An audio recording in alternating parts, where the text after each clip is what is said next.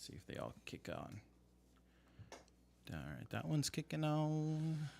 So only Brian's Super Bowl picks are still alive because he didn't pick his own team. I thought I picked the Ravens. Yeah, I'm still in it. Yeah, for one. Yeah. I'm still on one side, too. For both. Gotcha. Yeah. Okay, there we go. There's that. I guess we can cue the music.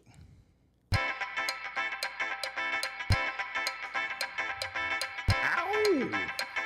I didn't pull the script up. Ouch. Good morning, everybody. Welcome to Postseason Week 2. Your host, Ray, or Cloud Jester on all things. Joining me today is Ken, our analyst. You can see him on what is it? Instagram. I didn't pull up my notes. Instagram, Ken Against the Clock. X is Baba Yaga. The Baba Yaga, yeah. The Baba Yaga. Sorry, man. I had a late night last night. Poor guy. You know what? Ray's still suffering over here. For all you fantasy football theorists out there.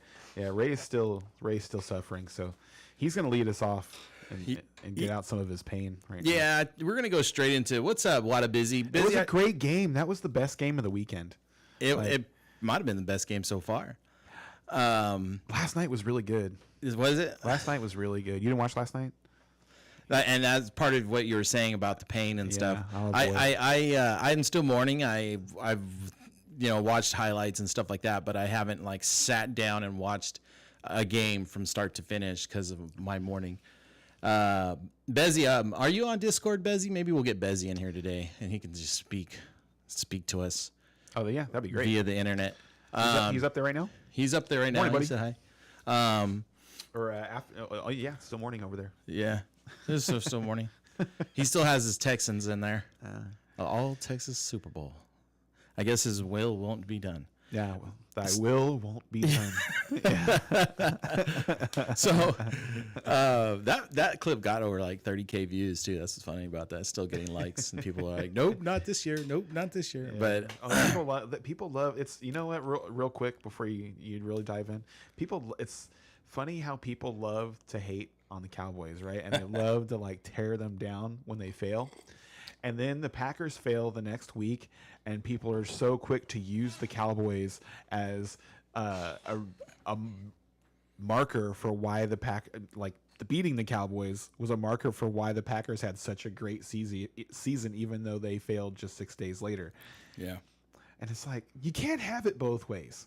Either the Cowboys suck and they're terrible, and beating them means nothing, or they're a really good football team that you just enjoy watching fail, and beating them actually was worth something because they are a good football team.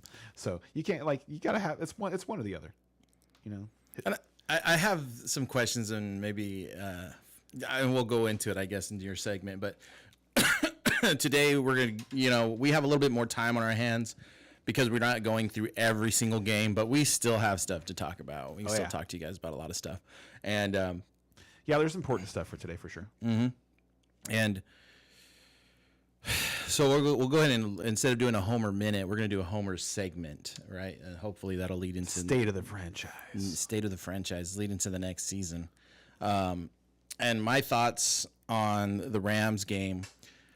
I'm watching it, and I could tell the refs are going to just let them play, as they say, and I question a few things. One, does Stafford throw for PIs sometimes? I'm wondering, and quarterbacks must at some point do that on purpose. I think they do. Absolutely. I'm glad you actually asked that question, and I'll bring it back up later. Yes. Yeah. Yes, I do. So there were some better decisions that are going to be made there. We jokingly talked about it, but it was still a concern. It happened. It absolutely happened. I wish people could see our group text because we talked about, and we talked about it on the show, and then we talked about it while it was happening, the timeouts. Yeah. Right. Yeah. That's where we're going. Yeah. The timeouts. Yeah. You need it. So we expected Sean McVay to waste a couple of timeouts, and he did, and they literally only needed one more. And the other side was, what is Dan Campbell gonna make that mental mistake. Yeah. And he didn't. It was a next level move that Dan, like, calling the pass play on second down, not third down, and it was fantastic. Like, Yeah. Sorry, like, No, you're it might have been the best game so far of the playoffs, and it was by far the best game of the last weekend. And I was thinking about just how hard they were playing. Right, there was a lot of late hits that weren't called. You had when Stafford eyes were rolling in the back of his head. Yeah. You had Nakua basically he did it like a reverse scorpion. I don't know if there's a term for it, but basically a scorpion is when your legs come up behind you. Well, he was curled in on himself, and he ended up getting hit. Bezia, I'm going to try to plug you in. There's been a lot of that going on through your segment. In every game so far in the playoffs. I think that, like, I don't know what's going on, but the officiating crews seem to have very poor control over the flow of the game. Like, I remember it used to be like, especially like the elder statesman referees had just a really good command of the game. Like, if players were starting to get a little chippy, a little out of control, they'd just start calling penalties. Like, you're going to calm down. And then you had the Tyler Higbee one where they busted his ACL, but that wasn't an illegal hit. And that's the second. That's that. So, first of all, that guy, it's not an illegal hit yet. Not yet. Not yet. That's where and I've been on it for years. Yeah. I'm so tired of this. Like, I've reached out to people in the sports world, trying to get somebody to bite on this idea for years that the NFL needs to have a strike zone. There needs to be a hitting strike zone, much like there's a strike zone in baseball, where you just don't hit people. They need to go back to tackling, actual tackling. And it's not even just like cornerbacks and smaller safeties and stuff anymore that are doing it. Like, you're seeing like edge players and linebackers that aren't tackling anymore, that are just throwing their bodies at guys. Yeah. And it's just a guy got hurt last night because he just threw himself at the defender and like put his head down. And this is a 9-year veteran that doesn't know how to tackle. Like, he doesn't tackle. and so they're hurting themselves. They're hurting other people. It's that Lions player who made the play gets up flexing like he's tough. I hate that. You suck. Like, you're not tough. You're not tough at all. A tough guy would have tackled him. Like, you know what? Like, spend 6 weeks learning how to wrestle and then go tackle. Yeah. Then actually be tough. You're not tough, dude. You're popcorn tough. You work out in the weight room, you run, and then you just like throw your body at people. You're not tough. That's not tough. And that's the second tight end he's hurt in like 4 weeks, because he's also the guy that injured Hawkinson. Okay. And this hit needs to stop. It needs to go away. Like, players need to go back to tackling. Like, if we're not going to tackle guys anymore, if we're literally not going to tackle guys anymore, give them flags. Because I'm contact flag football. Like, it's insane. And I thought, like, if I were a tight end, or somebody that was running those types of routes, like, that's part of it now, is you have to be concerned. You have to be aware of where somebody might be running in to hit you from. It's not just beating the guy that's covering you. You also have to be because if you're like, the best ability is availability, right? And the most important thing out there is probably, anymore, not getting injured. It's crazy.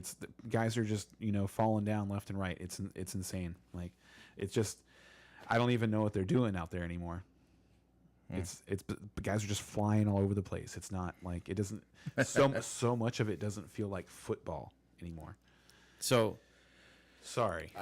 I was thinking about it, and so I'm watching all these, like, the excessive hitting that's going on out there, and we talked a little bit more about like finesse versus power, and when the refs are gonna just let them do those things, then we now see that power is gonna win out. Like, the finesse is not.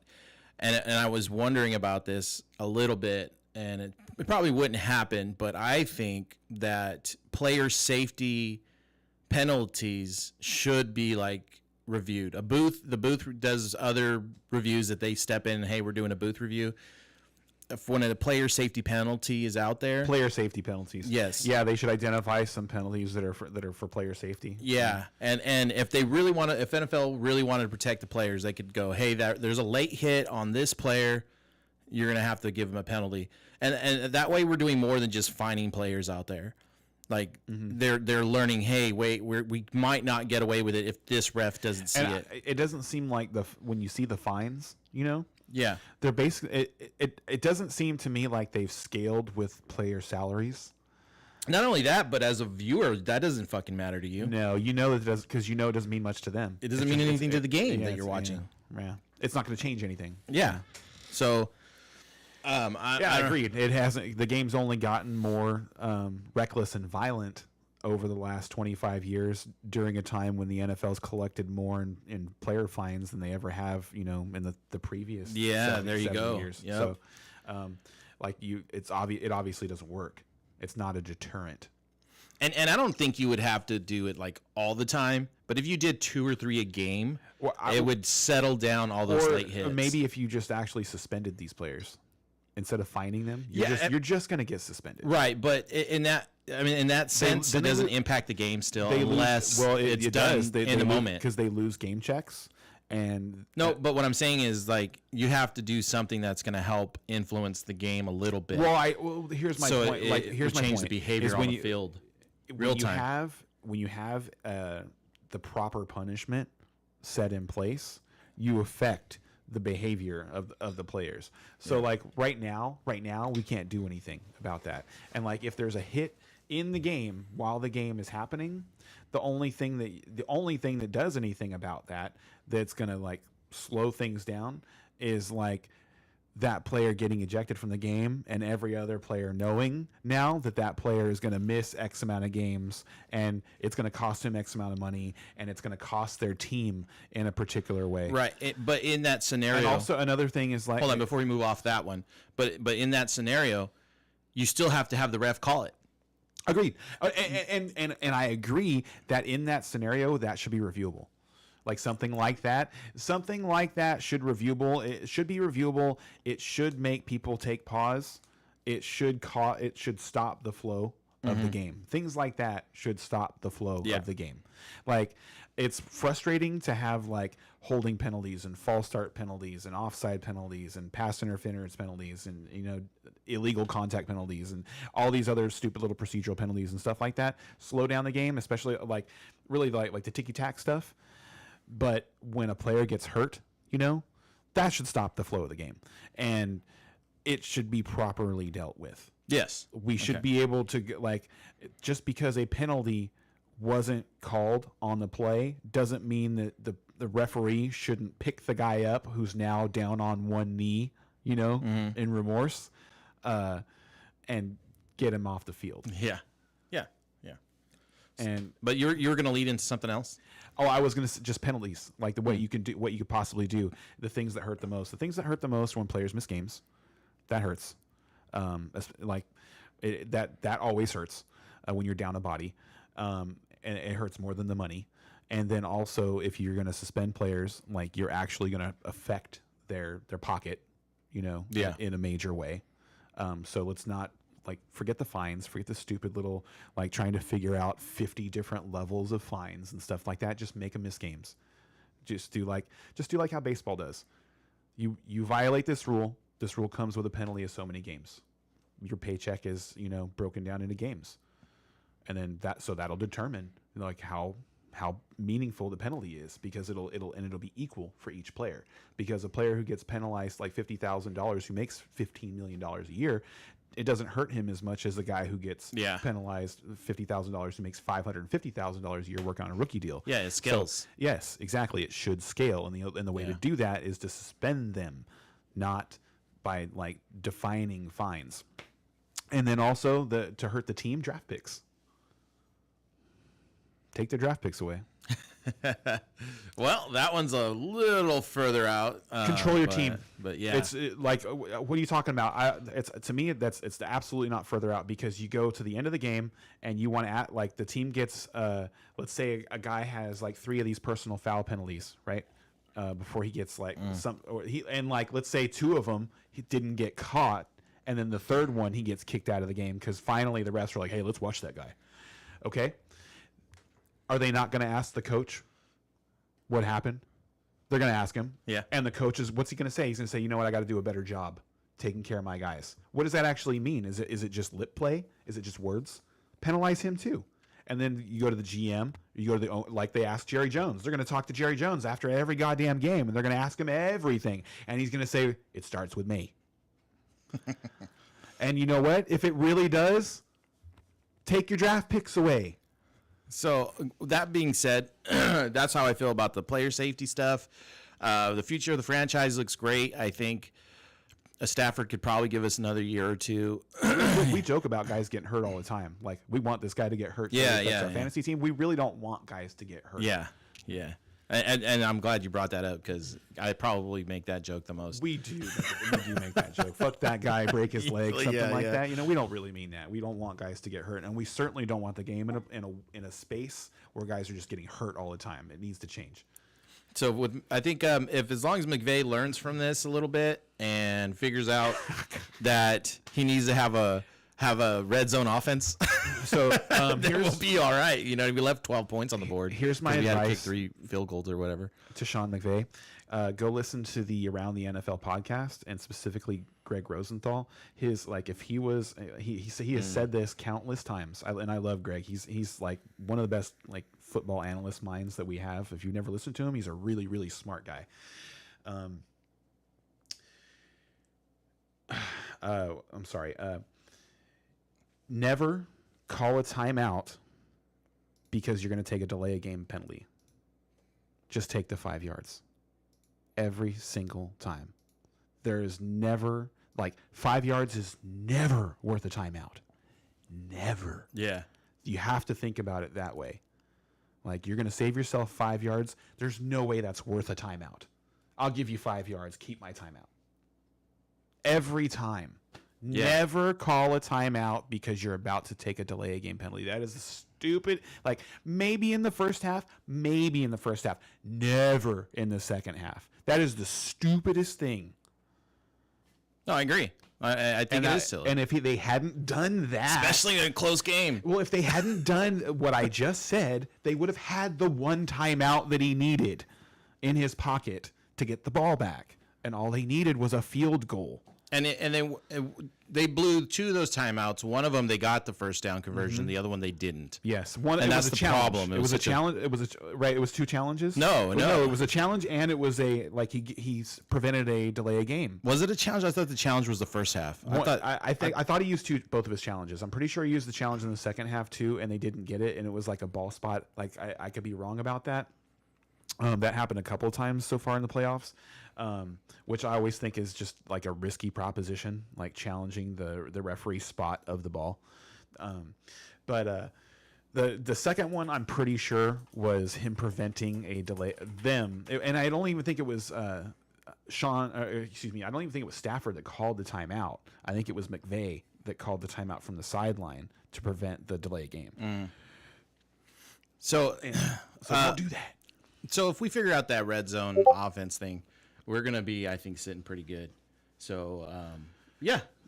I think you guys just need a healthier Cooper Kupp and, Puka Nacua to go through the offseason program and just being he probably didn't get nearly the amount of work in the spring with Stafford last year that he will this year. Well, let's hope for the best. All right, so I'm going to be figuring this thing out on Discord while you go ahead and go over your Homer segment. Okay. Another 12-win season in Dallas with a disappointing finish. I'm good. There you are. Did you hear him? I did a little bit. What's up, dude? It was ugly. It was really, really, really ugly. Do you hear me? Yes, yeah, we do. I can hear you. One thing I was gonna say to branch off of your Homer minute was about the quarterbacks throwing the ball into pass interference. Um, Okay, I don't hear y'all, but I don't know. Okay, just yeah, give me a second. I'll figure it out. we can hear you. You're there. You're definitely there. Um, so I thought the first interception that Dak threw in the game was a decision he made because he thought he was going to get a penalty call. Because Alexander definitely held Brandon Cooks on that play. And I think that's why Dak threw the ball to him. Because if you look, like right behind Cooks is Ferguson running on a corner route and is open, but it's a more dangerous throw. So I thought Dak was actually trying to take a safer play and just take the 5 yards and get the penalty, and was just and they didn't get the call. The second interception he threw was horrible. That was just I think he was definitely trying to force the ball to CeeDee Lamb, who I don't know what happened. I don't know if he was sick. I don't know if he was hungover, but there was definitely something wrong with him. He was just off. Like he missed. He dropped a ball. Got credited for a drop when a ball went right through his hands, and it seemed like his coordination was just a little slow. And then he was running in motion early in the second quarter before Dak threw that pick and bumped into a guy. I looked at Brian. I was like, "Is he drunk?" And so I don't know what was going on there, but they just nerves or whatever. They were not ready to play. They were not ready to play, and they played their worst game of the season. That was worse than the 49ers game for sure. Because at least in the 49ers game, they stopped Christian McCaffrey. Brock Purdy played an excellent game in that, from my perspective, that night. He was at the height of what Brock Purdy can do that night. The way he was beating, he was throwing the ball into windows to guys that weren't even there yet, and just it was. Anyway, he did not, and Brock Purdy did not do that last night, and he did not do that against the Ravens, and so 49ers fans probably a little concerned, but that's an aside. Anyway, game went horribly. From my perspective, I don't have a problem with the Cowboys keeping Mike McCarthy. It's not the first. It's not the first Didn't time. they already announce they were going to? They did, and they also announced they're not going to extend his deal, and he's in the last year of his deal. Gotcha. And this is, I think, the third consecutive time that Jerry Jones has done that to his head coach. It doesn't happen in the NFL. It does not happen. But pretty sure Jason Garrett played out or worked out the last year of his deal on his last two contracts. When the 2019 season finished, Jason Garrett's contract expired, and he was still in the building when the Cowboys were doing a coaching search. He was still there in the building. But and then before that, he had made the playoffs. The Cowboys at the end of the 2014 season, they had gone 8-0 on the road.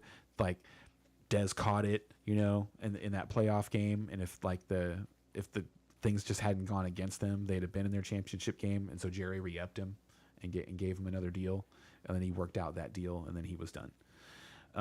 Actually, I take that back. I think he might have gotten a 3-year deal, 4-year deal, and then after the 2016 season, got another extension. So maybe it's not 3 consecutive times, but 3 out of 4. But yeah, because Jerry's looking for results, and he's trying to, he doesn't want people to be comfortable right now.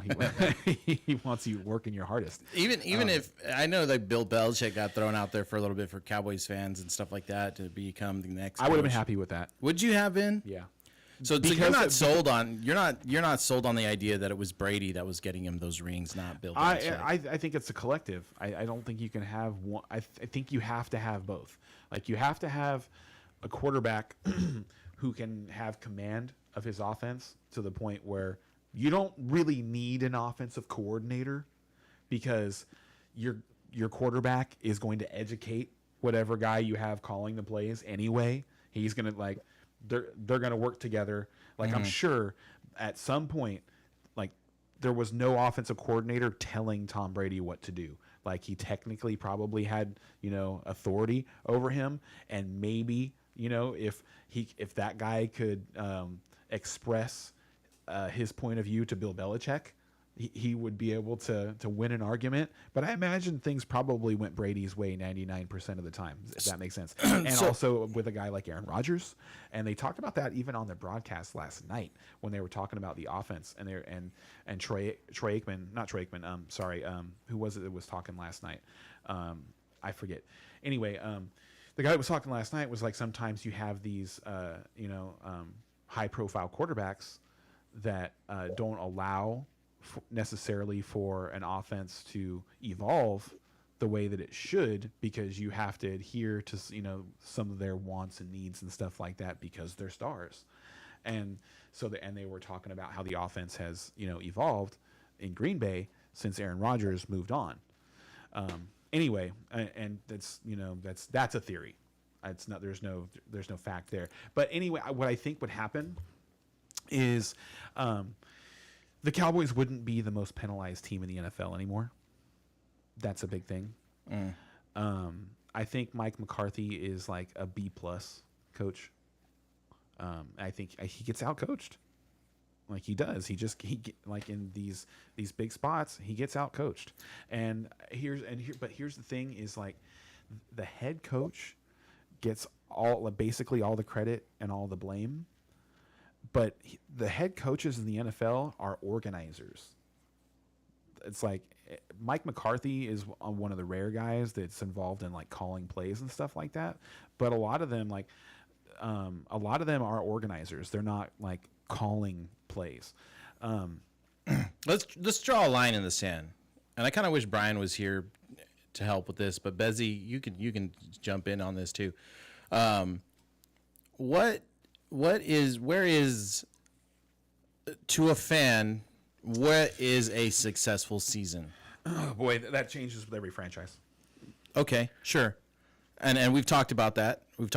But if I were to say, this is a successful season, I at minimum would say playoffs. you have to make the divisional round playoffs. I don't think so.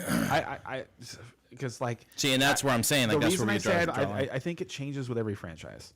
But I think It depends on the expectations of that season. Yeah, well, I wouldn't even say for that season, because, like, let's say to a Lions fan at the start of this season, to a Lions fan, you told them they were going to make the playoffs for the next 3 years in a row. 100% of them would have signed up. You're not going to don't tell them what happens in the playoffs. We're not going to tell you. We don't tell you how far you go. We're going to tell you how bad the losses are or how great the victories are.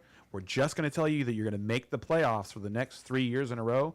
I think that 75% of fan bases would sign up for that. Okay, so that's where the Cowboys are at.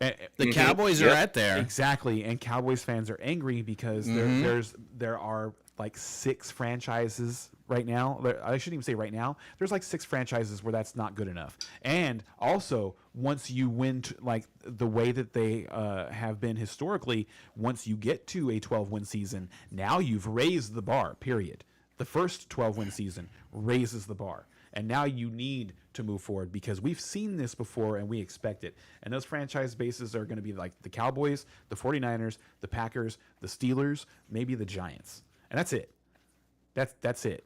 Every other, like, basic, like the Patriots now, but, pre-Brady, no. Like, pre-Brady, they would have been just like the Lions, just like the Browns, just like the Jaguars, just like the Cardinals, just like even the Seahawks. Seahawks fans, if you told, like, after what they've gone through the last several years, if you told them we're going to make the playoffs for 3 straight years, they'd probably just be happy. And the reason why I asked that question, because I think it dictates where coaches go. Yeah, that's a good point. Because you can change, it's easier to change the culture, maybe. Because you mentioned that McCarthy's a B+ coach, and it's like, and he's in an A+ job. Exactly. So I think as fans and as a football collective, fans and players and coaches and organizations, they got to define what a successful season is. Because as a fan, a lot of us are like Super Bowl or bust. And it's not a successful season if you didn't get to the Super Bowl. I would say, and I know that's a little unrealistic. So I was like, well, let's dial it back. I think as if you're part of the organization, like you're the head coach, you're the GM, you're the owner, a lot of them are Super Bowl or bust. I think that's probably the way that it is. But I don't think fans necessarily think that way. I think a lot of fans I talk to are I think fans, like, there's a lot of like, it depends. Like if you're talking to a lot of 49er fans and you're talking to a lot of Rams fans, then yeah, they're going to feel that way. They are going to feel that way. And that's why I was like, there needs to be like a line there where we can go, hey, no, you know what? You guys had a successful season. You guys made the divisional round. Like, you know, it's a hard thing to do. So, you know, find some solace or whatever and be like, yeah, you know, dial it back a little bit, dude. It's a tough tournament. You made it to the divisional round. Good job. Good job. You know, and at that point, it depends on how you get there, though, because like if you got the divisional round by playing like, you know, let's say you were the 2 seed or you were the 3 seed, right? Because like the 3 seed traditionally was playing against the worst team that made the playoffs. Now it's the 2 seed. It doesn't make really the 3 seed's job any harder. It's still, you know, a pretty like questionable team that made the playoffs. Theoretically, but arguably, once you make the tournament, the teams in the divisional rounds are the ones that are truly meant to be there. And I'm saying this as a fan of the Rams. Yeah, and I don't know. I don't know. So I would say that because you still have like a match. Like on the one side, you had the Eagles and the Bucks, and on the other side, you had the Texans and the Browns. And was anybody picking any of those 4 teams to make the Super Bowl? And if there's people and if you can't like say that a team has like a legitimate chance to make the Super Bowl, then no, not necessarily. Well, because this is the way I see it. The way that it's set up, 2 of those teams were getting squeezed through into the divisional round, and better teams are beating each other in the wild card round. That's so like you had the Chiefs and the Dolphins met up in the wild card round. That's a much better divisional round matchup. You would have rather had the Chiefs and the Dolphins make the divisional round than either the Texans or the Browns. You would have rather had both the Lions and the Rams make the divisional round rather than see the Eagles or the Bucks. Yeah. So I don't think necessarily that saying making the divisional round is calling it a successful season, because then you have I would say just making the playoffs, because then you have these stupid arguments with people where it's like, our team got farther than your team, so we're better than your team, when you're talking about the Dolphins versus the Texans. And there's no way I like the Texans a lot, but I would probably pick the Dolphins to beat the Texans 8 out of 10 times. Yeah. And I mean, I see what you're saying, and for you, it looks like that's where your line is just make the playoffs so you have a successful season. I have something to say about that again. And so I do want to preface this, like, it's not going to be a perfect line that we see, right? It's not going to be a perfectly chalked line. There's going to be some dirt on it. It's not going to be extremely visual. And so for expectations. And that's why I picked like the divisional round, because I think it helps eliminate and validates some of the arguments of like strength of schedule, stuff like that. Because once you get to the playoffs, the strength of schedule doesn't matter. Yeah, I don't know. Because of the way that it's set up, I just disagree. Yeah, that's fine. Because fine. Now, and that's great. When there were 4 teams on each side making the playoffs, I agree. I agree with that, because then we're talking about like the championship. Because to me, it's not the divisional round; it's the championship round that generally has the 4 best teams. Like generally, when you get to the championship round, you could see any of those 4 teams actually winning the Super Bowl. Yeah. So I would choose that round if I was going to choose a round in the playoffs. The reason I say the playoffs is because like one of the greatest football minds of all time, is Bill Belichick, and the guy responsible for, grooming Bill Belichick is Bill Parcells. And Bill Parcells always said 2 things. One, the football season doesn't start until after Thanksgiving. And 2, just get me into the tournament. Okay. So that being said, I'm on the divisional round. You're in the playoffs or the championship round. If we're gonna draw a line inside the playoffs, I'm gonna say it's the championship round. But to me, as a fan, as general fan, if you're not a fan of one of these 6 teams, I should have added the Chiefs. I'm sorry guys, I definitely should have added the Chiefs. If you're not a fan of one of those like 6 franchises that I listed, you generally should be happy that your team has made the playoffs for 3 consecutive years. Bills fans are happy right now. They've got higher expectations, but I guarantee you that there's not a bunch of them that are going to be calling for their head coach to get fired if they lose today. Okay, so all right, so I didn't mention this, and I'm going to mention it right now. Brian had some other obligations he had to attend to today, so we weren't able to get him on today. So joining us today is actually Bezzy, our longtime viewer. And when we need a tiebreaker, he's our league mate now. when you need a tiebreaker, we need that third opinion. Right, so Bezzy, I want to hear from Bezzy. Bezzy, where do you draw your line? Where is the line for a successful season?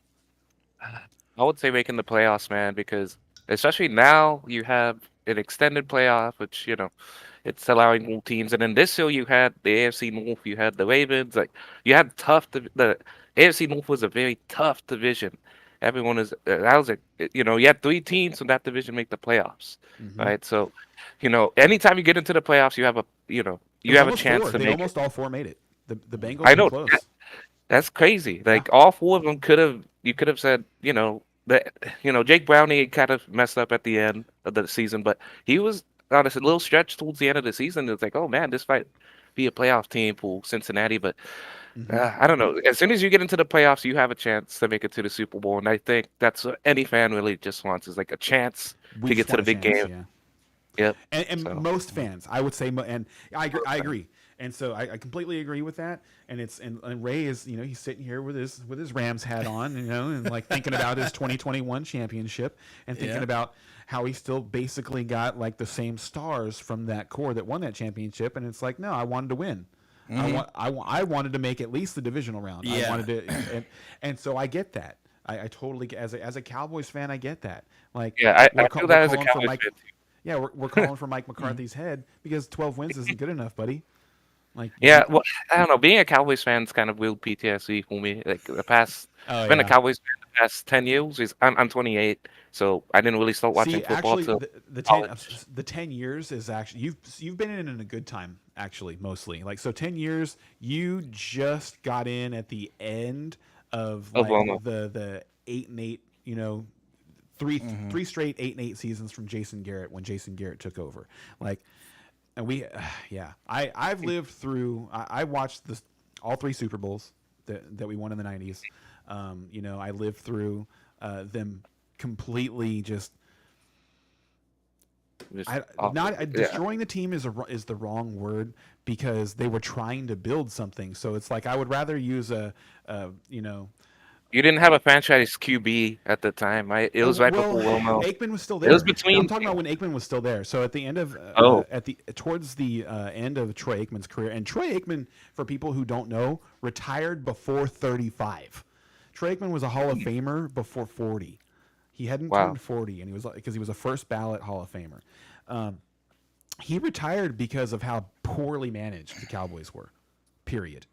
For people who don't know, it was like, he had concussions, but everybody was going through that stuff at that time. That's not why he left. It was because he wasn't going to put his body through that while the Cowboys were just so poorly managing the team.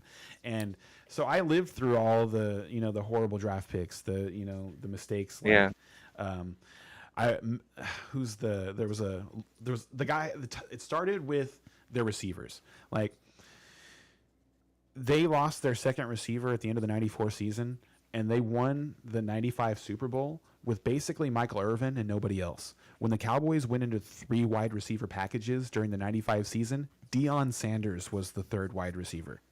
I've seen highlights of that. That's crazy. That's how, like, and Deion Sanders played both sides of the ball too. He did, and he was good. And he was good. He was a good deep route runner.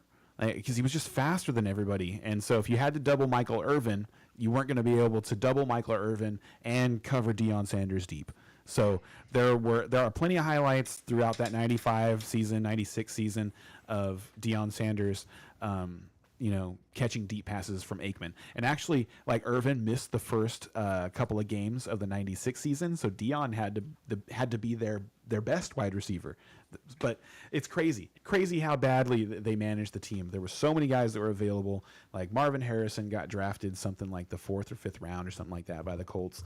So there were guys that were available. They had Jimmy Smith on their team, and let him go in the what's it called, the expansion draft, when the Carolina Panthers and the Jacksonville Jaguars. Yeah, he went to Jacksonville and had multiple All-Pro seasons. I think he might be a Hall of Famer. The Cowboys just cut him. Yeah, that's crazy. Yeah, I saw a video about Jimmy Smith. That guy is very talented. I didn't know he was on the Cowboys. Yeah. So I lived through all that stuff and all of the the Clint Sterners and the Quincy Carters and the Drew Hensons and old Vinny Testaverde, old Drew Bledsoe. And so when Tony Romo came around, like it was different, and things just got better. So trust me, it's been worse. Yeah, no, my uncle's a big Cowboys fan. He's lived through all that. I don't know. I didn't really start watching football till after in the middle of high school, I guess. And I don't know. And then I started playing fantasy around 2016, 2017. Nice. And it was funny because I got into it because my mom, she likes to do all this stuff, but she didn't know anything about football. She was like, "Oh, I want you to do this," and I sucked. I drafted. Yeah, I sucked. I finished last in the league. I drafted DeMarco Murray when he was on the Titans, and it was when Derrick Henry was like emerging, and he took over basically. And then I had Russell Wilson though. He was QB1 that whole season, but the rest of my team was trash. So but then I just really liked it. We like to talk about. I like to bring up from time to time the first auction draft I did was in 2019 with Brian. And so this is my 5th season of doing redraft with auction style. And in my first auction draft with Brian, I paid $30-something. I think it was like $35 for Zach Ertz. I remember thinking I was really smart when I did that too. So yeah, you get better. Yeah, I won. It was funny. The year I won, I've been playing since 2016, so 7-ish years, and I won one time, but it was during COVID, so we didn't really put any money on it. But I remember we had Kyler Murray and Justin Jefferson as rookies on my team, and they carried me to championship that year, which is nice. That's really good. Justin Jefferson's rookie year was really good. On his rookie year, somebody dropped him in our league. And it was the first year of our league that we're in together now. This is the season before Ray joined. So our first season we had 10 teams, and somebody dropped him after week 2, maybe. Like he hadn't popped off yet, and I picked him up, and then he popped off. And in our league, my uncle is OK Vike. And I'll get him to fix. I got to get people to fix their names for next season. But anyway, he's a huge Vikings fan, and I knew that he would pay a king's ransom for Justin Jefferson, so I shipped him, and he had DeAndre Hopkins, and I wanted Hopkins, and so I shipped him Justin Jefferson and David Montgomery. In the year in this season, David Montgomery finished 4th overall in PPR scoring for running backs, for people who don't remember, for DeAndre Hopkins, who ended up finishing like 18th or something like that because he got hurt, he missed some games, and Justin Jefferson finished as a top 5 wide receiver. So, I remember. Yeah, so that was horrible. He was my flex that whole season. I remember. That's so good. Yep, and it was great that whole season. But I've been playing, and I don't know. Some buddies from college, they got me into it, and I've been playing with the same buddies from college since 2017. That's awesome. It's fun. It's nice having the continuity of the league. We have 10 of our original members, so Mm. Yeah, there was always like an old league that I have, oh, home league, my home league. It's like half PPO, and it's 12 teams, but the like the last two, three teams it like changes because some people leave or whatever, but it's like the same 8 to 9 people. So it's pretty nice. So what And do it's you? So, win will take all also. So it's $200 each. whew, yeah, So that's a fun league. All right. yep. So So you have a question for BZ? yeah, I do actually. Busy. Where do you how do you feel about your guys' Cowboys coach? Do you feel like you need to replace him now, or do you want to give him another season? Uh, I don't know, man. Let me I ask you. mean, Let me ask you a question, Cowboy fan to Cowboy fan. mhm. Has that answer changed since last Sunday afternoon? A little bit, man. Like I don't know. Like Yeah, yeah. look, So like I'll be after the game, we wanted his head, and yeah, I don't know, like I'm trying to think who because when it comes to coaches, it's like I okay, want you Dan have Quinn out. you want Dan That Quinn? that's the one that I want out. I like I've never been a huge fan of Dan Quinn. Um, I think that his schemes are very basic. Hmm. He plays a very fair defense, and you can't like it just doesn't work anymore. Like you have like it is just it's frustrating to watch opposing offenses just set their guys up however they want against the Cowboys and get the exact looks that they want. And it's like you're making your guys have to actually make elite plays and outplay their opponent on every play rather than helping them out with some of the scheme. They're just getting exposed out there is what it feels like. And then also you've got a generational player in Micah Parsons, and you're just using him like a pass rusher. I don't get it. Yeah.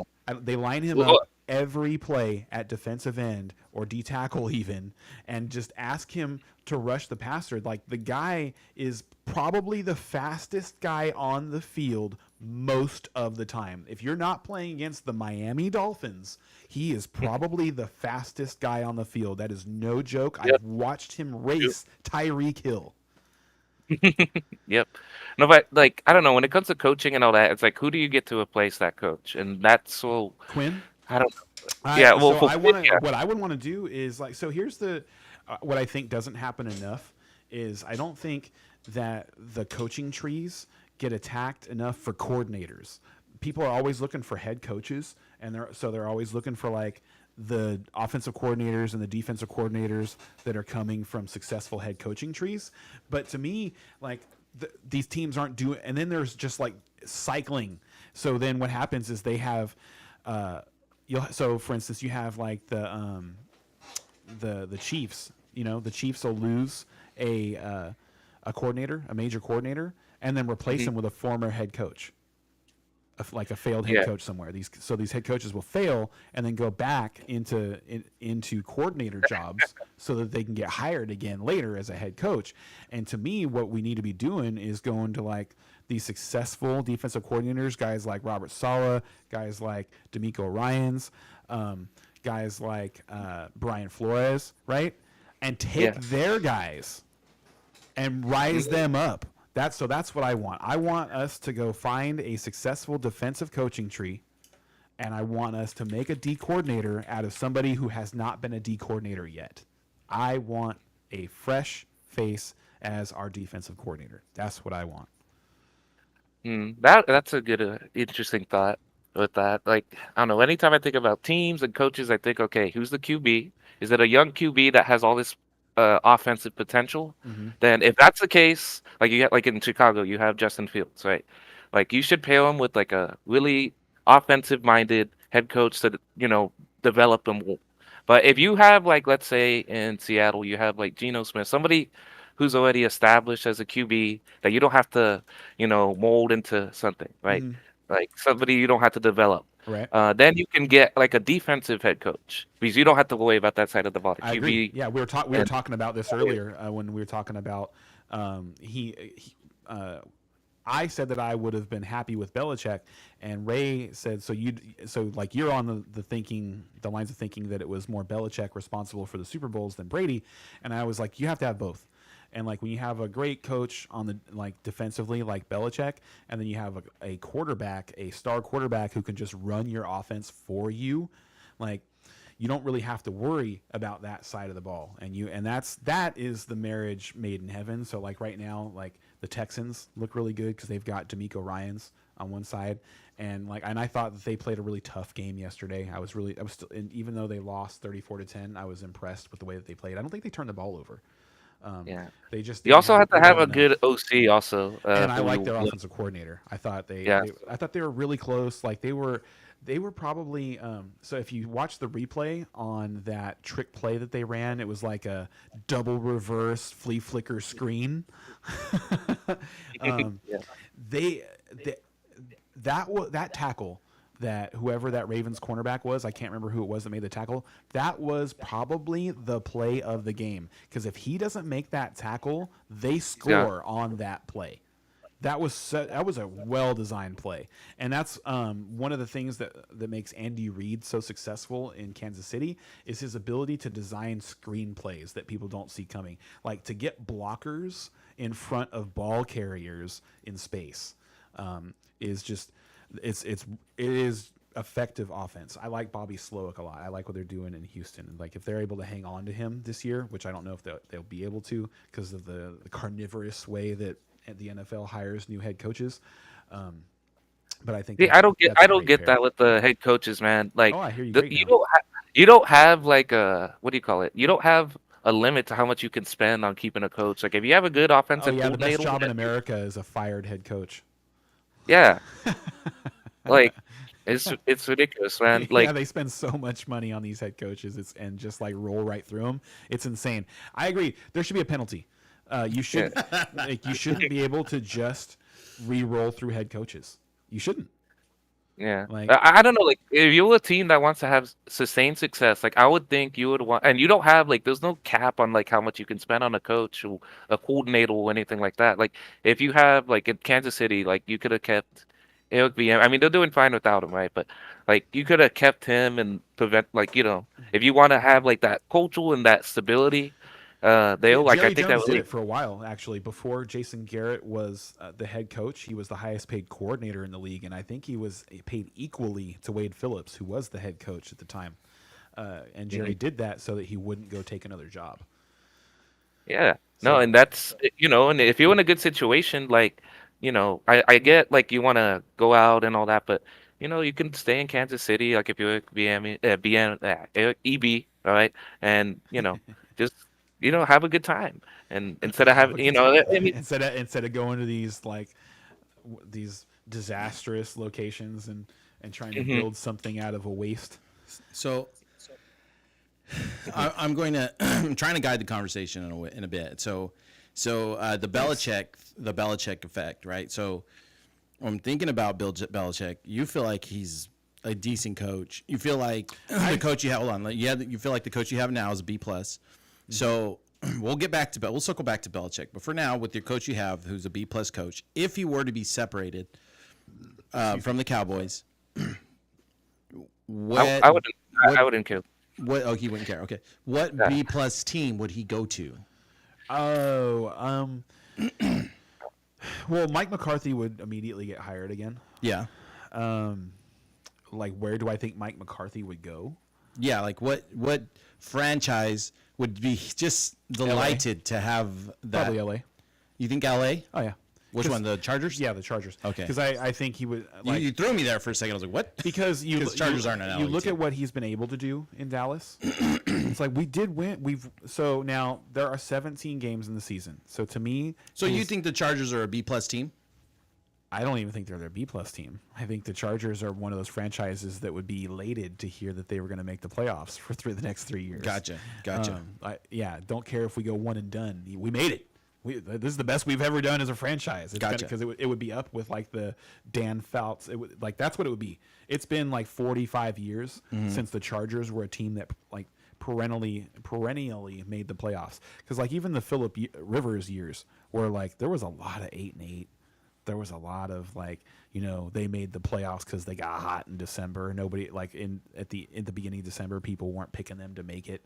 And then they won 4 straight games and finished 9-7. But I think that he would fit in LA. I think that LA fits Mike McCarthy, just the way that he is now. And I think that he would Chargers. yeah, I think that he would do it. I think he'd do an excellent job in LA. There's a great quarterback in place. I don't know. They have I kind think of a Caleb. lazy owner. So Yeah. so it would make sense because he's probably been in a position for the last 4 years in Dallas where like he's like having to answer ridiculous questions like on the daily. I gotta imagine that his job's fucking 7 days a week and like his phone goes off. Yeah, anytime constantly you with get bullshit. hired and have to So you I- have to So and I imagine LA would be put different. yourself with the Chargers Jerry would be Jones. different. Like it would be much different if he was to come to LA, have like one successful season, and then start off hot the next year. He'd be the toast of the town. He'd be like the savior of LA. You know. I think Carolina would be more interested. Well, not interested, but because like, who wants the Carolina job, right? I don't think anybody wants to go to Carolina. I don't think But the, I think they'd I just don't be happy think to the get a- Atlanta job is really all that great because here's the thing about the Atlanta job, like they have Bijan, Kyle Pitts, and Drake London who are all going to need contracts before you can probably even figure out your quarterback situation. Like before you're sure that you have it solved.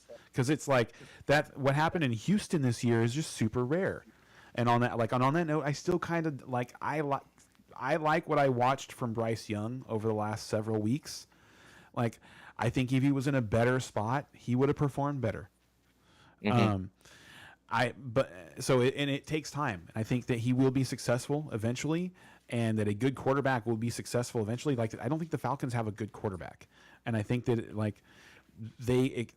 the decisions that they're going to have to make with high dollar players before they might be able to figure out their quarterback is like I just don't understand why. Like I know Bill Belichick's had 2 interviews there, 2 meetings with Arthur Blank about it. I just don't see why he would want to go there. Like to me, that one doesn't make sense. To me, like he should go to I think I said this LA. last week. Washington makes the most sense to me. Washington makes the most sense. LA doesn't make sense because LA's in cap hell. Who are we talking about now? Belichick. Oh, Belichick. Okay, we moved into Belichick. I'm sorry. Mike McCarthy. I answered the Mike McCarthy thing. And that's where I was like, LA. Yeah, and okay. and then he started talking about the Falcons job, and I was like, I don't think that's an attractive job. I really don't. To me, the least attractive jobs are Atlanta, Carolina. I really think that's it. I think the other ones are fine. Who else is still on the list? We've got because the Las Vegas job is taken. They locked in Antonio Pierce. So Patriots. the Patriots job is available, but he can't go there. So we've got the why can't he go to Patriots? Patriots job? Well, Mike McCarthy. Yeah. Well, the Patriots job's not available. Gerard Mayo is the coach. Oh, That's right. Yeah. That's right. They already That's it. picked somebody. They basically hired from within. They basically just promoted because Gerard Mayo is a Belichick guy. He played there for 10 plus years. If we're gonna get on Belichick, let me circle back to Belichick and let me finish my thoughts on this guy.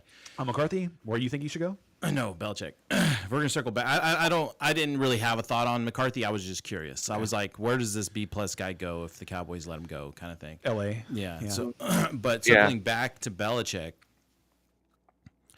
and I've been on this, I think, since Brady left, and I think most of this has been a conversation recorded. So I never really felt like Belichick was a successful coach. You know, Brady went to Tampa Bay, won a Super Bowl, and Belichick has been on the decline. Belichick didn't have success without Brady. And then so let's look at by our definition we just drew a success line. He had 2 seasons. Didn't have success post Brady. And now even we can go by Patriot standards, and we can say that them making the playoffs and getting smashed. Okay, so hold on. Not good enough. Hold on. By the line we defined, and I'll even lean on your guys' line, not my line. Pre-Brady. So he went to the playoffs with the Browns, right? You know that Belichick has 9 Super Bowl rings, right? Yeah, with Brady. No. No, I'm talking as a head coach. I'm talking as a head coach. He does not have 9 Super Bowl rings as a head coach. No, he doesn't have 9 as a head coach. But if you ask Okay. the Giants players who won 2 Super Bowls with him as their defensive coordinator, they don't win without him. Okay, that's And fine. those teams won on defense. Okay, but he's not up for defensive coordinator here, and if he was, great. We're talking about coaching, though. We're talking about coaching. I'm talking. Okay, well, I'm talking about successful coaches. I'm talking about head coaching. That's what I'm talking about. I don't, and me, and I, Because if he's going to go somewhere for a defensive coordinator, it's a win for whoever gets him. but it's That's a win. I can agree to that. I can and concede to that. But and that's why I don't think Atlanta is the place for him to go. Is because he has to go there and solve the quarterback situation. Yes. Okay. So I think that's so as a head coach, as a coach, any franchise would be great for him. As a head coach, how many rings does he have? 7? 6. 6. Okay, so he has 6. And then as a head coach, he went to the playoffs with the Browns, and then he went to the Patriots. Yeah, he went to the playoffs with the Browns. And then he went to the Patriots. Those are his 2 coaching jobs. And then with the Patriots, he went to the playoffs once without Brady or twice? Once. I think it's once, yeah. Okay, so he's had 2 successful seasons without Brady. And then I'm looking at his coaching tree, and you can elaborate on the coaching tree for Bill Belichick because I don't know all these names. But he had Al Groh, right? And that was back in 2000. Defensive coordinator, I think. I think Al went on to coach for the Jets and did horribly. Okay, and he did horribly. Nick Saban Pretty okay. in college, but when he was in the pros, how At did he the do? height of college, and In the pros, what did he do? In the pros, he was on his way to leading Miami to the playoffs. And then he had that little scandal, or we'll call it a scandal, but I can't think of a better word. I'd have to look back and see what happened, but I don't think so. I think he just quit, and the reason he quit is because he wanted Drew Brees. Oh, I thought he quit because of some sort of he said the wrong thing into the camera or something. Maybe not. Maybe that was another coach. I think that was another coach at a similar time. I think that was Bobby something. He was the coach in Atlanta. Okay. During the Michael Vick era. What about Romeo Crennel? Crennel? Crennel. Romeo did not have success in Houston. Eric Mangini? The Man Genius had a couple of successful seasons in New York. Okay. And overall, he had 33 wins and 47 losses. Before, you're talking about without Brady? Or I'm talking about Eric Mangini, Mangini, as head coach. Yeah. And Josh McDaniels? And Josh McDaniels is not a head coach. Yeah, okay. And Bill O'Brien? Bill O'Brien, I want to say he was successful in college, but he was good in Houston. Yeah, he has a 52-48 win-loss. And he went to actually. So did you like Houston has the most wild card, is tied for the most wild card wins, wild card round wins. Okay. Of any team since 2000, and they've only existed since 2002, and all of those came with Bill O'Brien. So Matt Patricia, not a head coach. Brian Flores.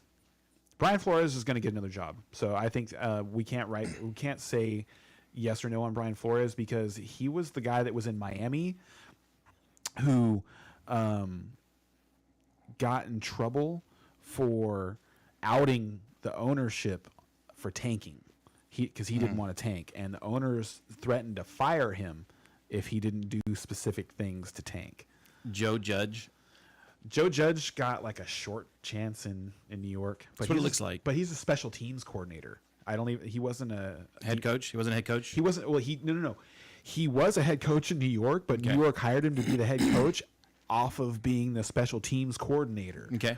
No, that's fine. So, that's why I'm asking because I don't know the background. So was John Harbaugh, the head coach of the Ravens. Mm-hmm. He was a special teams coordinator before he was a head coach. And Brian Dable? Brian Dable is the current head coach of New York. Okay.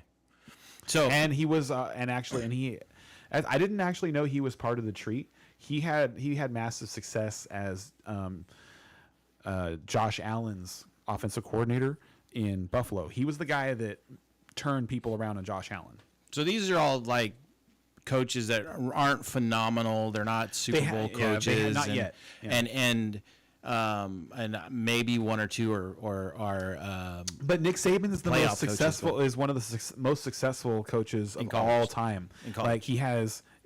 You say in college like it's Yeah. a bad thing. No. And Well, we're not and talking especially college like, football. We're talking we're talking about football. We're talking well, about, we're talking about football when he head gets coaches. his chance And I in, mean, in NFL, we'll be able to put a better honestly little. to be that successful in college is, I would argue, at his level, doing it at Alabama and having to compete at that level every year is arguably more difficult than running an NFL franchise because so much gets taken off of your plate.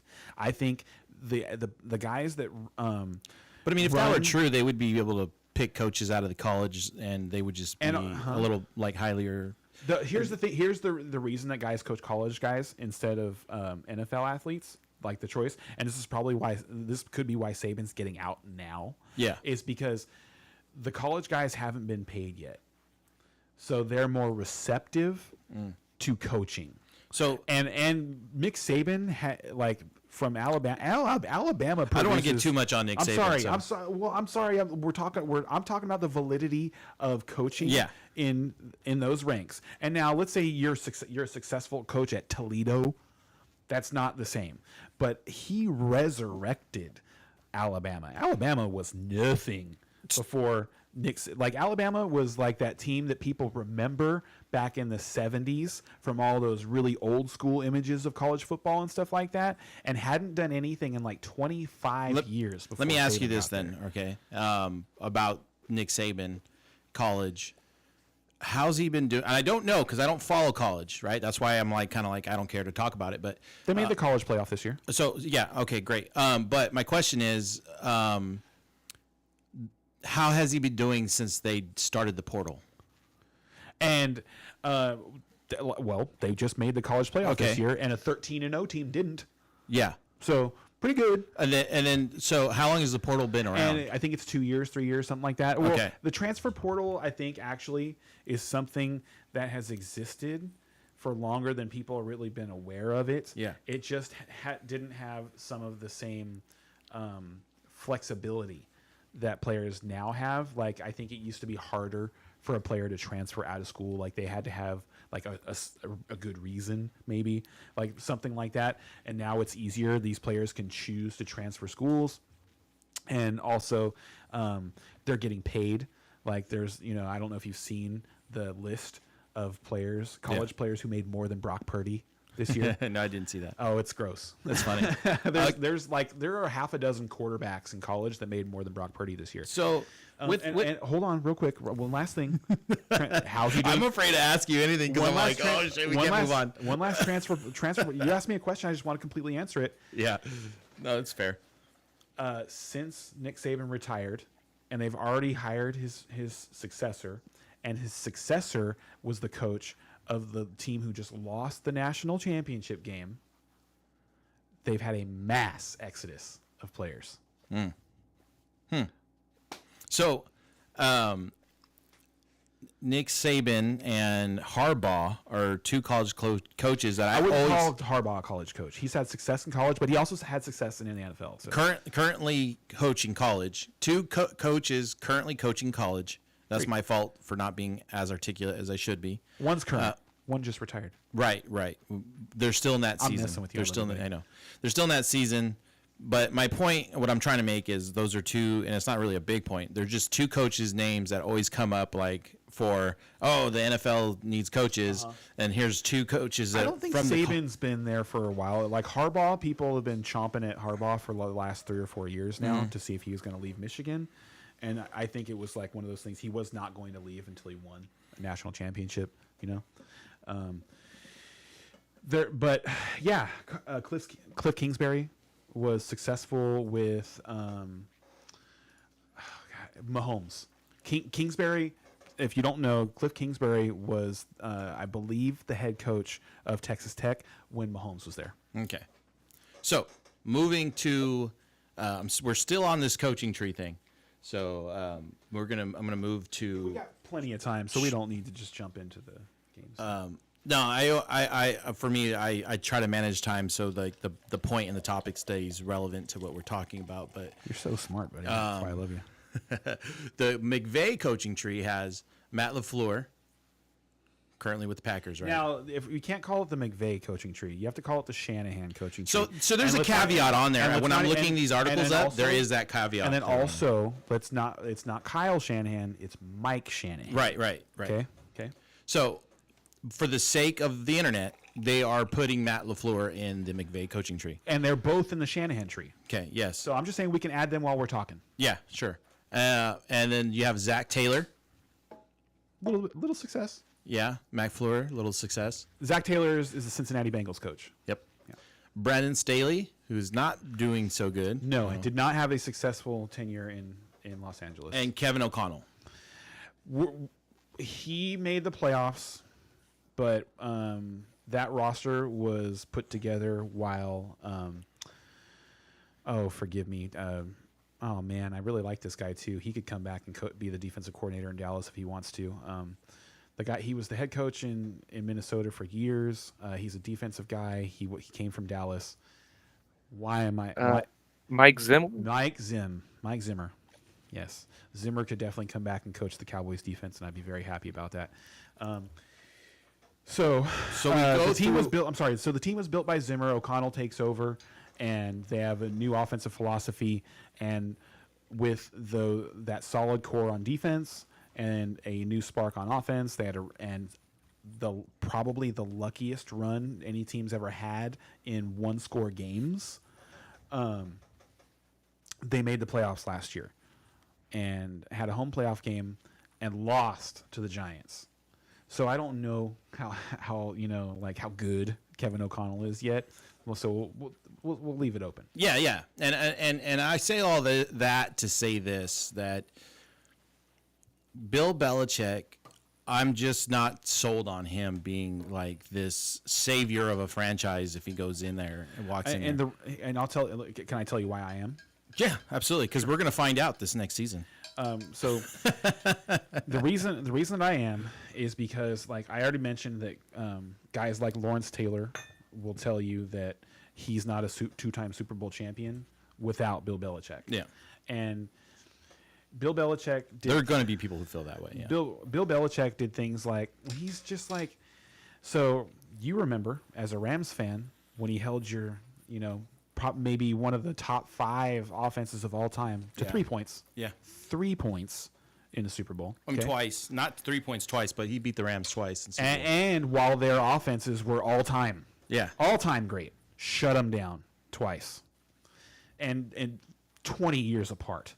Mm-hmm. Okay? So that right there is special because we're not even talking about like he was hot during the time. We're talking about like he identified a way to shut down 2 uniquely different special offenses. So in an all-time way. Okay? And to me, I think you're making a great argument for a defensive coach. That wasn't even yeah.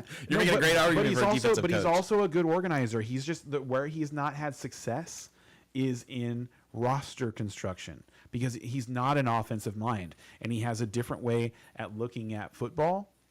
And that works really well on Sundays. It really does work well on Sundays. You just have to take the keys out of his hands when it comes to building the team. Okay, so and I think if he was to go to Dallas, he wouldn't be building the team. Oh, he wouldn't be, certainly. No. But all right, so let me ask you this. Who built those rosters for him in those successful seasons? He has some very good GMs. Okay, so it was the GM, GM thing. He had some yes, and it's important. Like you got to have because we didn't talk about GMs whatsoever. You got to have all of it, dude. Yeah. The general manager is very important too. And if you look at a team like Philadelphia, in Philadelphia, the head coach seems to be fungible. The head if you look, somebody said this on air. If you look at the power triangle of the GM, the head coach, and the quarterback, the 3 guys who have the most ability to affect the team, for the Eagles, the least important guy of those 3 is the head coach. So I guess my final thought on the whole Belichick thing is, and I wasn't done. Well, this was my final. You can keep going, but my final thought on it is, we're going to see. We're going to see what he does in this next team, and I am not hopeful for the team that he lands in. And you are in the majority Yeah. on that. And I don't know if I am, because I keep No, you hearing are. people You- going, no. "Oh, Belichick this and Belichick I see that." it. No, I and see it everywhere, dude. People going. I personally have seen it a lot amongst the people that I compete with in fantasy football. So these are obviously people that think they know something about football, and so what I have seen is a lot of people don't expect Bill Belichick to have success. Now, if you look on like social media and stuff like that, and posts from like networks and stuff like that, they're obviously going to be painting a different picture. Like, which job is Bill Belichick going to take? Yeah. type of deal. And there are some things that are important to remember about that. Money is important. Okay. Mm-hmm. So for whatever franchise that he goes to, they're instantly going to sell a bunch of tickets. Instantly. He's also only like, even if he wins 6 games a year, like 2 seasons away from breaking the all-time wins record. So you're going to have television. You're going to get televised games. So you're going to make money. Yeah. Wherever he goes, he's going to make money. And you're going to get to that team is going to be the team forever that people remember as the team that he was coaching when he broke the record. So, But from a success I story, have a ahead, place Bessie. where he can go. I think what if he went to the Chargers into LA? He already has a good offense. I don't. And he'll be an actual defensive coach, unlike Brandon Staley. I don't know. People say that he already has a good offense, but Eckler's 28, Mike Williams is 30, Keenan Allen's 32, and they've got like $75 million tied up in those 3 guys. So that's why I don't think it's going to happen. That's why I don't think it's going to happen for LA, because I just don't think that they are set up for like immediate success, and they're going to have to do a little bit of tearing down. So like, I think that's why I think it makes sense for McCarthy to go there, because McCarthy, like, if he had gotten his head lopped off in Dallas, he would have been going there with like his tail between his legs, and no one would have been, upset if the Chargers had started like he started in Dallas and went 6-11 next year, and started rebuilding, and then turned it around. He'd have a few years to figure it out, and I think by year 3 of a McCarthy era in Los Angeles, they'd be a very different team and marching towards the playoffs. I think Bill, I think Belichick, if he values, and he doesn't, but if he valued how people foresee his legacy, he should just retire. I don't think so. He's going to become the all-time winningest head coach. He shouldn't retire now. I actually believe the opposite. I think if he values his legacy, he needs to succeed again. Well, yes, because if he doesn't, And that's where Because if he doesn't, and you're just gonna give more- Belichick. more- He's a badass dude. if he doesn't succeed, he's gonna get more people harping on the whole "it was only because of Brady" thing. He's still gonna become a Hall of Famer, but is it because it was a coattail ride on Brady's coattails? You know what I mean? Like, you're gonna keep giving ammunition to that narrative. Brady's If he retires Tom now, Brady is he about to doesn't- start his 10-year contract with Fox as their lead analyst. Thank God. I was kind of hoping he ended up in a coordinating gig, but go ahead. I guarantee you that Tom Brady will do a good job of getting the idea across that it was just as much, that he believes it was just as much, Bill Belichick as it was him. Yeah. Because Tom Brady will tell you he never could have been Tom Brady without Bill Belichick. And there you have it. What are your final thoughts on that, Bezzy? I don't know if I'm Belichick. I mean, I'm old. I'm 70 something, whatever the hell he is. But like, I 72. want to win. 72. Okay, I'm 72. I want to win as many Super Bowls as I can. I'm trying to go to the team with the best QB. I would go Right? Seattle. Like, Seattle makes a lot of sense. That's yeah, that works too. Seattle has not only does Seattle have a quarterback that Bill Belichick can work with in Geno. Geno's a tough-minded guy. He's been through a lot of crap, and he's come out the other side of it, I think I think he fits what Bill Belichick wants in a quarterback. Another cold stadium. Yeah, Another cold stadium. with an advantage, So that kind of fits. It would be funny for him to follow Pete Carroll because Pete Carroll's done that to him. Well, actually, no, I'm sorry. No. It would be funny for him to follow Pete Carroll again because actually Pete Carroll was the coach just before Belichick in New England. For anybody who doesn't know, He's just shitting all over Pete Carroll. it would be really fucking funny if he went to For that narrative of laughs, I would be rooting for Belichick. Right? I'd be rooting to be wrong if he went to Seattle. Yeah, for sure. It'd be bad for you. And so that's the thing. That's the thing that's really funny about it, right? Is so you think he's gonna fail, right? Wherever he goes next. Yeah. You don't want him in your division. You don't want him in you're like, I want to watch him fail in somebody else's division. Oh, I don't care if he went to Seattle. Oh, you don't want him. You don't want to have to. You do not want to have to play against Belichick twice a year. You know that. Well, here's the thing. Like, even if he was like great, it's just going to make the team better that play against him. I think Seattle is perfectly set up for a coach like Belichick to come in, kind of a fresh voice. This is a team that's been well put together. They play well together at times. They have some good veterans. They still have Bobby Wagner on defense. They've got some studs, young studs on defense too, like Tariq Woolen's one of the fastest corners in the league, and he's 6'4". Like Belichick likes stuff like that. So and they're not in cap hell, and they've got the talent on offense where he wouldn't have to do anything on offense other than draft offensive linemen for like the next 3 years because they've got Ken Walker, Zach Charbonnet, JSN. They've got a priming DK Metcalf. They've got Tyler Lockett to play the role of like Julian Edelman for the next 2 years. And Tyler Lockett's not going anywhere for people like, I'm sorry, fantasy football heads. Like, he's on his way down. He's still going to be in the way for for the next couple of years for JSN and for DK Metcalf and their ceiling numbers.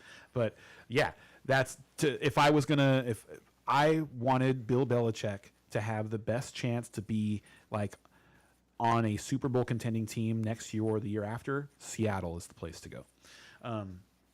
If I want to, if you want the best opportunity, like to me, the best job available right now is Washington. Has to be Washington. They cleaned house, completely cleaned house, new ownership. Their owner is super popular. Who's their owner? Josh something. I've always forget. Where's he come from? I always forget his name. I'd have to look it up. I'll look it up right now. Yeah, you should look it up. He's a popular guy. And then they just signed the 49ers assistant GM to be their GM, and that guy Josh Harris. There you go. That guy. Not Josh Harris, the assistant GM that they just hired in Washington, was also part of Belichick's front office for 6 years in New England while they were successful. Obviously, they were successful. But so they've worked together before. And finally, the Commanders picked number 2 overall in this year's draft. So he'd have a chance to pick whatever quarterback he wanted right in front of New England, who picks number 3. Okay, so should I read a little segment on this guy? Read Okay, about so Josh coming to us from Sportico.com, Josh Harris, an investment group led by Josh Harris, is the billionaire owner of the Philadelphia Sixers and the New Jersey Devils, closed a deal to buy the Washington Commanders for an NFL record $6 billion from Daniel Snyder in July. Harris passed the 100-day mark of his NFL ownership at the end of October, a 3-month period where he prioritized rebuilding trust and fostering community engagement. Josh Harris is an investor, entrepreneur, sports team owner, and philanthropist, and he is considered one of the most successful investors in private equity history. He is co-founder of Apollo. I said it in Spanish. Apollo Global Management, which merged with Athene last year. Is he also the owner of the 76ers? Is that the other team he owns? Yeah, Philadelphia 76ers. Okay. And he is currently 58 years old. He's worth $8.1 billion according That's to got the to be a low Bloomberg number Billionaires because Index. the Commanders are worth more than that, are worth almost that much. So Well, I mean, if you it goes on to Personal say level. that Harris amassed a fortune cutting deals through the investment firm, which now has about $600 billion of assets under management. yeah, So, like, these billionaires, they kind of have their money hidden away and stuff like that, which is, good on them, smart on them, I guess. oh yeah, So, with that, unless you got more to say on Bill Belichick and the coaching stuff, I would like to move us along to your thoughts on league commissioners for fantasy. yeah. So while you're soapboxing that, I'm going to take a step out real quick. Okay. Because I know you're going to have some time to yes, I'm going to preface talk. everything. I'm I'll going be to right talk back. to the people. All right. Running a fantasy football league can be hard. You can go behind me. Yeah. All right. So,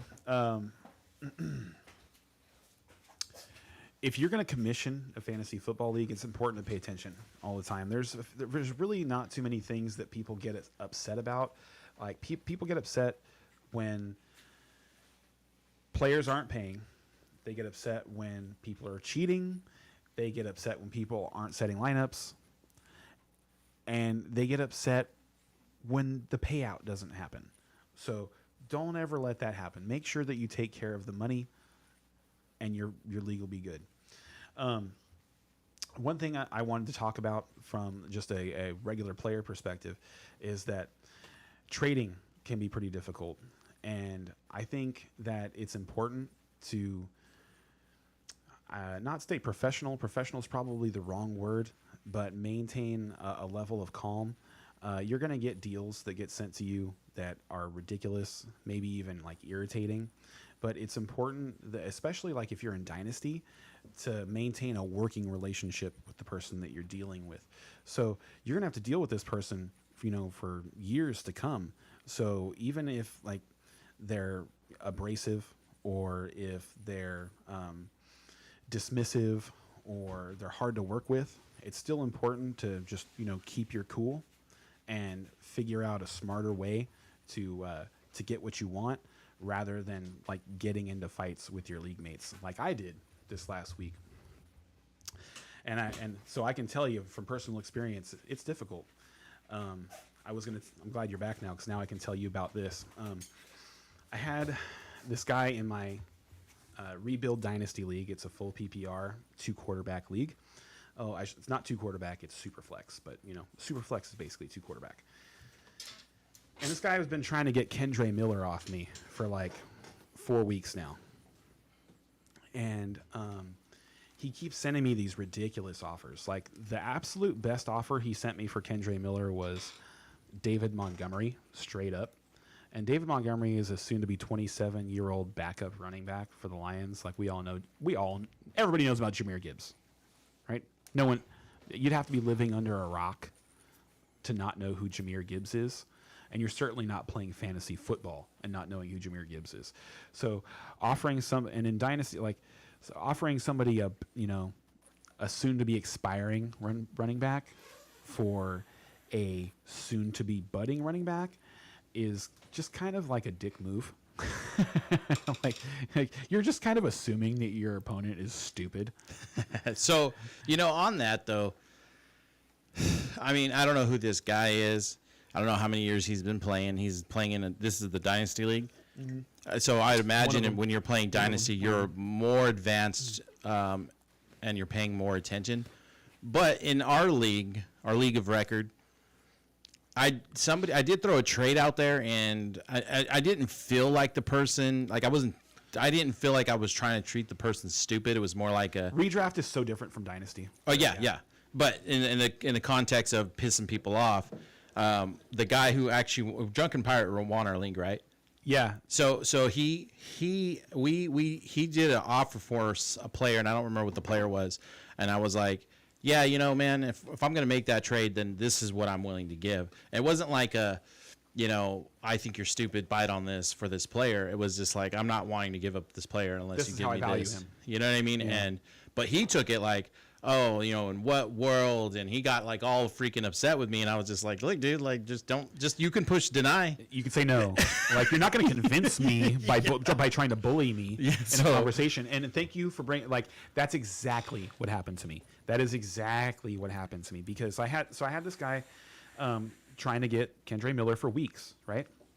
And I identified a trade that trade was questionable because, like, so in a world where, let's say, if I was a contending team, that's a gamble I might be willing to take, because we know, like, for whatever reason, like, there is value to him, but it would be to a team that is, like, not going to use him as a starter, is just going to put him on their bench and sees that player as a more valuable starter next year for their contending team. But if you're rebuilding, you never trade for a 27-year-old running back. I was very clear to the entire league when I bought the team that I was tearing it down, and I was going to be in rebuild mode for a while. So I had not been countering any of his deals. I had just been rejecting them. And this time I was like, all right, I'm ready to, like, make a deal, ready to see it. And I tell him, hey, these are the players on your roster that I'm willing to trade for. Okay? And in that list was Brevin Jordan. And it's like, he's the backup tight end for the Texans, but Dalton Schultz signed a 1-year deal. He's shown some athleticism. He's, potentially he could be pretty good, right? He sends me an offer of Brevin Jordan straight up for Kendre Miller. Okay? I counter with a deal that includes Brevin Jordan. So I'm going to take this garbage off of his hands, right? The deal, I believe, was I offered him Kendre Miller, Marvin Mims, and a second-round pick for a high second-round pick for Drake London and Brevin Jordan. So Brevin Jordan's the nothing and it's Drake London. So to me, I'm offering him essentially like a second-round pick, a player who's worth a second-round pick in Kendre Miller, and a receiver with upside in Marvin Mims. And the deal, like, if you put it through on the trade calculator on the website Keep Trade Cut, is an equal deal. It's a fair deal. It's even a little bit on his side. He immediately hits me back with laughing emoji, like, I can't like, just calling the trade crazy.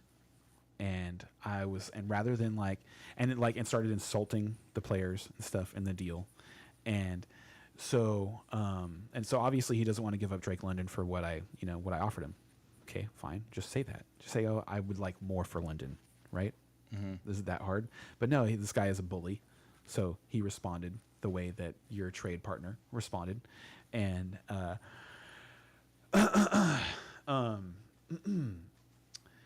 so I spent a little bit of time trying to get him to just, like, calm down and explain his side. And I was like, so just asking him, how is it crazy? Just trying to get exactly what he thinks, And rather than being able to just, like, articulate, like, this is what I think about these particular players, this is how I project them, he just, like, it was just short, abrasive, insulting, annoying, like, responses and stuff like that. And so, like, it eventually devolved into like he started using racial slurs, homosexual slurs. Like, it was really, I reported him to the Sleeper app, and I'm been eyeballing my email to make sure they're not asking me for anything, so that I can answer it and make sure that, because that's stupid. That shouldn't happen. That's ridiculous. And then it came like something. I screenshotted everything that was happening at first and put it in the league chat, the group chat for the league, and he started. He said something and included little bro in there, and so the team that I own used to be owned by one of the other league members' little brothers. So he thought that he was bullying somebody's little brother. That's what he thought he was doing all the way up until then. And it's like, and so like, if I was that guy's brother, me and this guy be having words. Like, you thought you were going to talk that way to my brother? Right. Let me show you how I like to talk. Like that's just it was so many things that were uncalled for and stuff like that. So, and all I did was ask him why he thought it was crazy. And so, and like this conversation devolved into like, just like ridiculousness, absolute ridiculousness. So don't let that happen to you. If you see somebody that's like that is acting that way, just ignore them. I was bored at work, so I had time to play with him. Gotcha. And like, no, there was nothing about the situation that upset me at all. It was all kind of funny, and I mean, I can take I'm a Cowboys fan. I can take a razzing, and so that's fine. But to have some don't put up with bullies. I guess that's probably another thing, is don't put up with bullies. Like, if you have somebody like that in your league, get them out. Get them out. That person, like, those types of human beings don't deserve to be around other people. We had when I was more heavily streaming, when I was a heavy streamer, you would have, there was this the side to put up with, right? There you have trolls come in and then they say certain things, and I think what people, and this I think goes to your point, what I just wouldn't tolerate it. I tell my moderators, just ban them, like. And then you had some streamers that are like, no, maybe you can turn that person. Maybe you can talk to him. Maybe I'm you not can wasting my time. And part of that was like, but everybody around doesn't like it. Everybody that's watching it doesn't like it. Nobody enjoys that. At some point, like, what you're doing is you're narrowing your focus on trying to win over one person. Yeah, at everyone else's expense. Yeah, at everyone else's expense is exactly it. So at that point, you just gotta just cut ties and just like done. I'm sorry your parents failed you. So that goes along the same lines. Bezzy is telling us he's got. I'm a teacher. Yeah, I'm a teacher. I know exactly what you're talking about with all that. Oh my gosh. And that's your job, Bezzy. So that's your Yep. job. Maybe I should, you know what? I'm going to send his email information to you, and you can get to him. Nah, I'm good. No, but that's the only place where like that kind of like corrective behavior should be taking place. Any of these, like, that's not what people jump onto your website or to like listen to your lectures and your readings and stuff like that. That's not why they're there.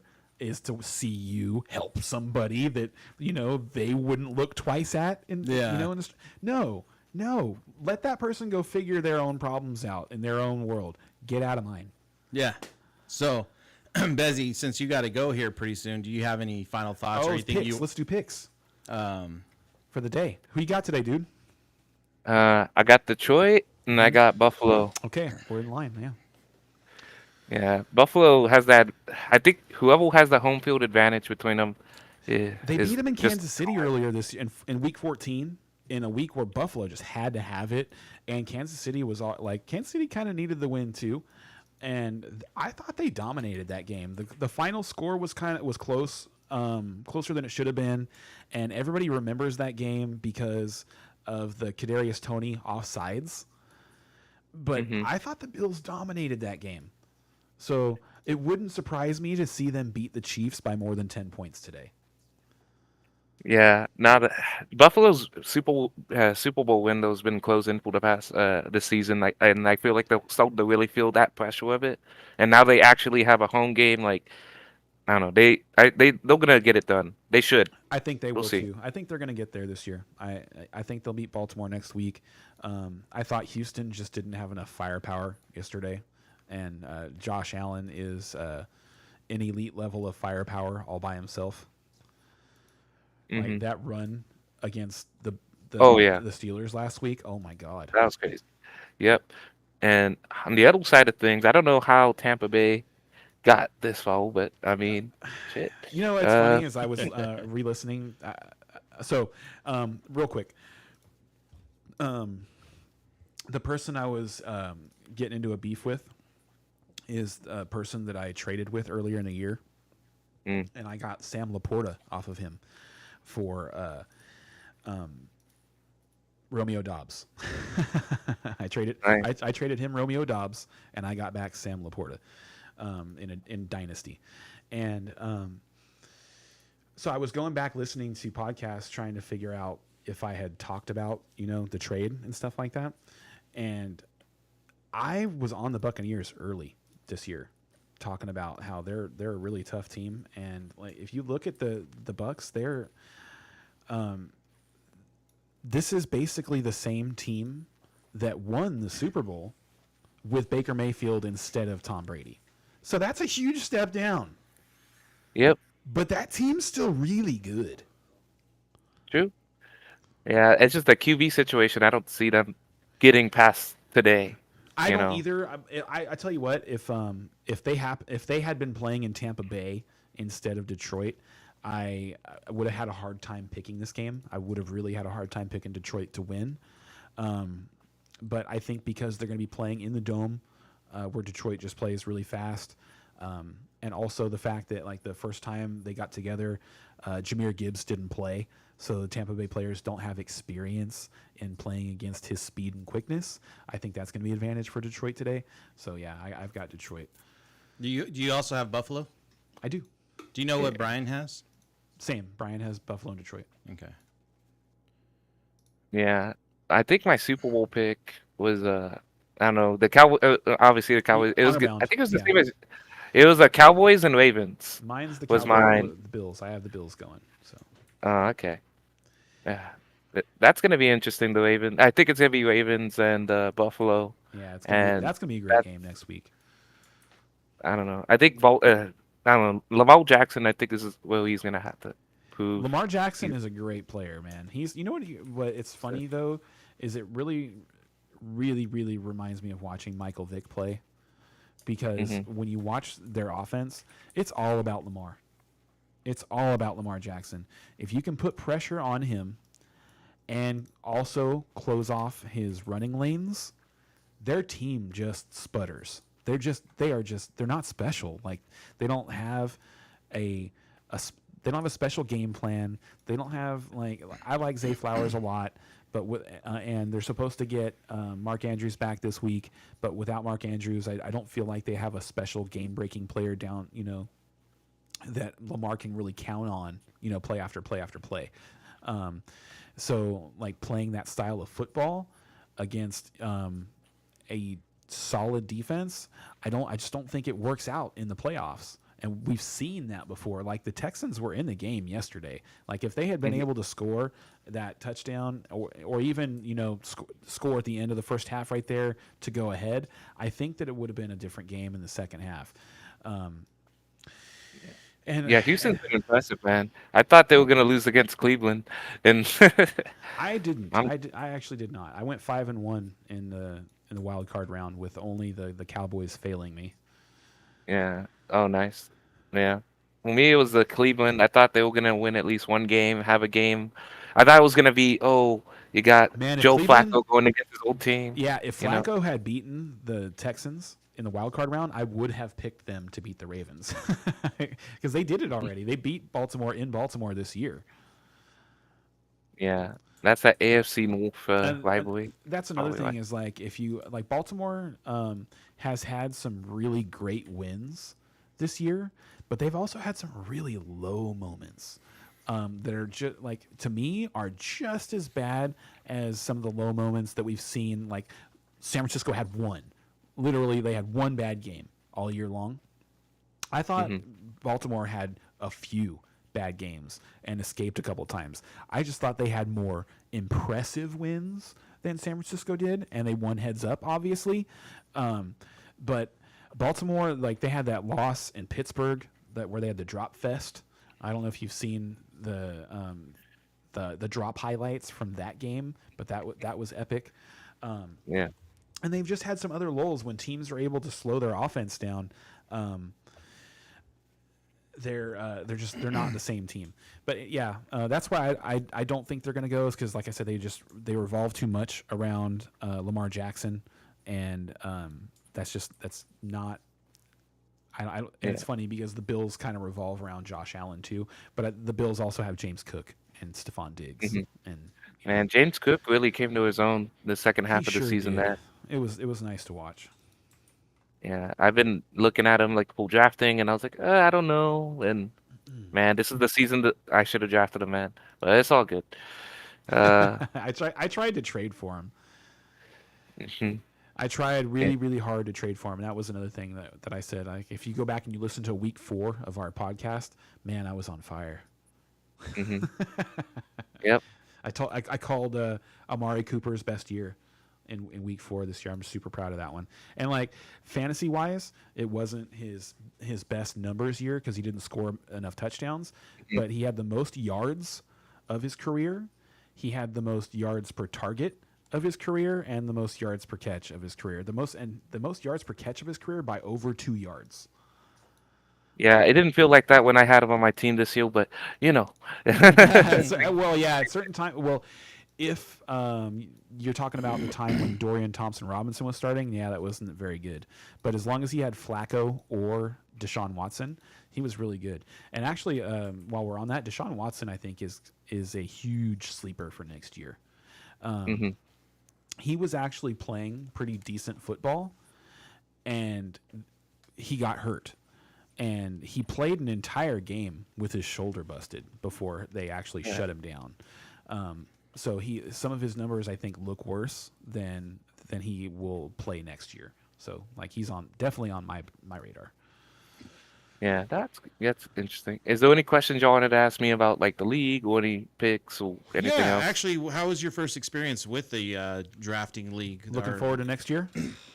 Oh yeah, definitely. This is the Nice. first league. It's always been 2 wideouts, 2 running backs. This is the first league where I've done 3 wideouts and then full PPO also. Like this is the highest scoring games I've ever been a part of, really. Um, Yes. and I Yeah. don't know, big teams also. Like I don't know. It was interesting. It was I don't know. I Vital 2 receivers kind of let me down this year, but you know. So did you have fun? Yeah, oh yeah. I thought I was gonna finish last week. I had like an 8-game losing streak or something crazy like that. So so the reason I named my team, so y'all Cali, right? Yes. Okay, y'all have In and Out. So I'm in Texas. We have a Whataburger. Whataburger, It's yeah. just yeah. So I kind of named it after that. But Okay. originally, I get it. so that's what my username and all Whataburger. that comes from. But Yeah, I yeah, get it. so yeah, we call it If you like Whatabees. cheeseburgers. Oh yeah, Now it yeah. makes sense.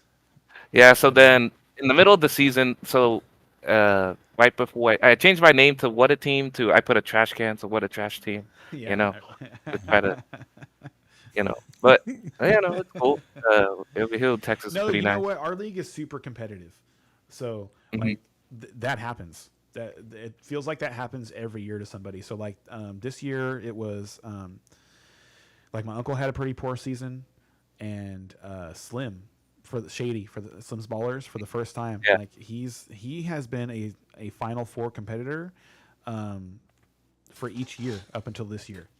Like this was our 4th season together, and this was the first time he didn't make the Final Four. Yeah, this league is very active compared to the other home league I have, so it's pretty nice change of pace. And I'm always really competing in the other league, so this is more competitive as well. Nice to sharpen my skills, I guess. Yes, it is. This league is a really good league. Actually, it's he's correct. Compared to the other leagues that I play in, our league is super active. Like our waiver wires are always dry. Like the best players are always gone. They're never there, and usually like well before they even pop off, because our players are really good at watching out and seeing that players are trending, and jumping on the train before it takes off. Do you plan on doing this again next year with us? He said, Oh yeah, yeah, 100, Okay. 100%. Yeah. yeah, dude, he's part of the team now. Yeah, you grandfathered in, man. Yeah, Only so- you can kick you out, or if you make Ken mad and use Nah. slander. And Uncle we many trades this year. There was a philosophy that I listened to this podcast. a couple weeks ago that was a dynasty startup podcast. Like all they talked about were like dynasty startup settings and stuff like that, how to run a dynasty, how to run a league. Excuse me, I think I said podcast in there, but I meant league. How to run a dynasty league and how to start one up. And this guy that runs probably like 20 leagues has written a couple of books and stuff like that, and like he had some really smart things to say. And his philosophy on it is that he doesn't kick anybody out.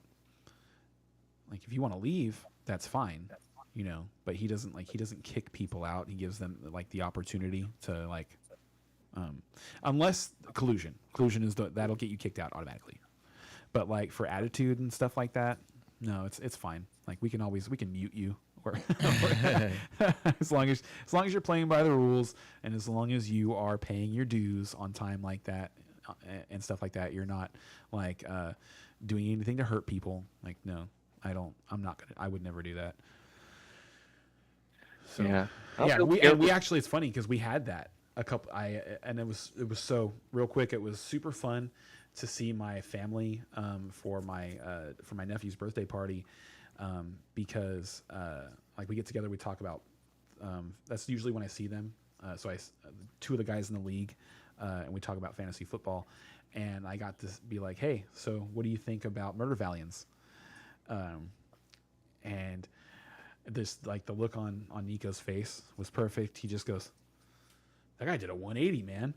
Because 2 years ago, they were like that guy was making trade offers and like bad trades and stuff like that, to the point where they were asking if I was going to do something about it. If I was going to like, he's like, hey man, we got to get somebody who's not somebody else in the league because he's making trades that like disrupt the power of the league.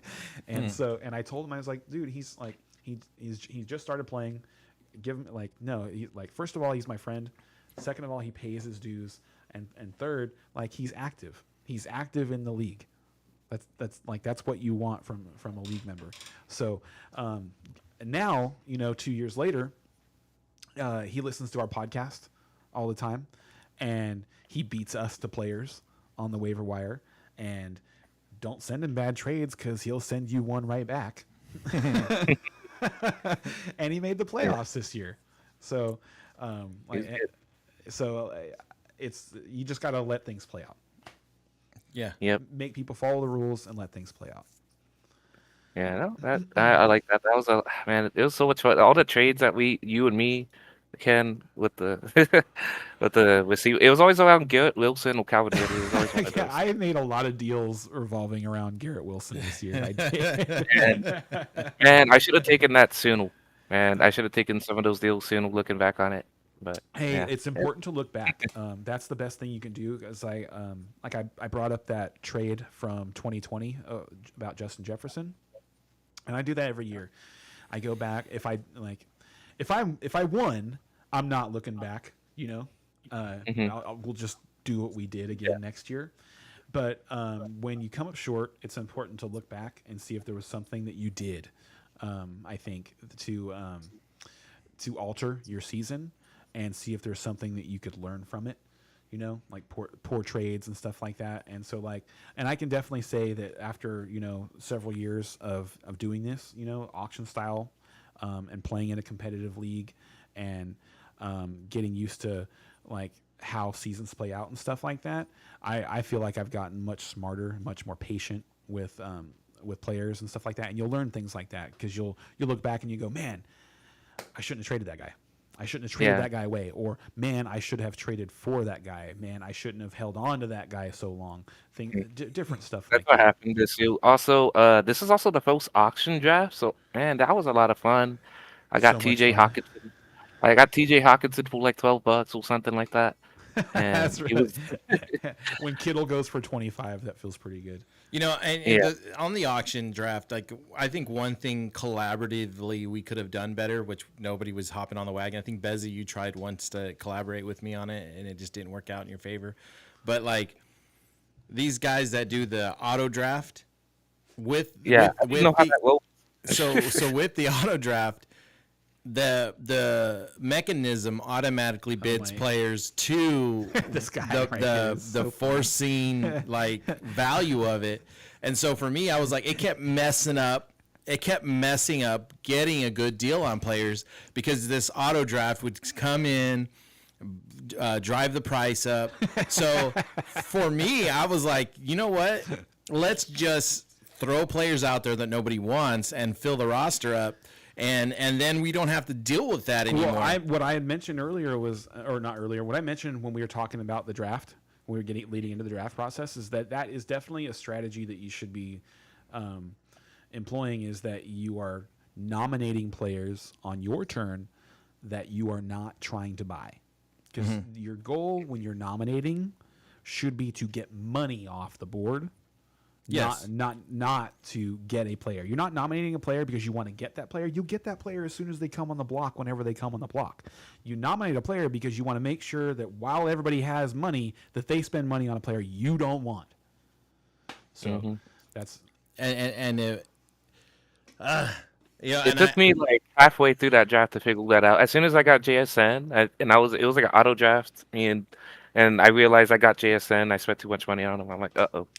Every But year that- I do that, man. Every year I overspend on some player where it's like I bought him because I thought this was less than he should have went for. But then at the end of the draft, I'm like, man, I really wish I hadn't spent that money on that player, and I could have spent it on 2 other guys. Usually is what happens. That's usually what happens is like I spent money on a player that's like somewhere in the like $25 to $35 range.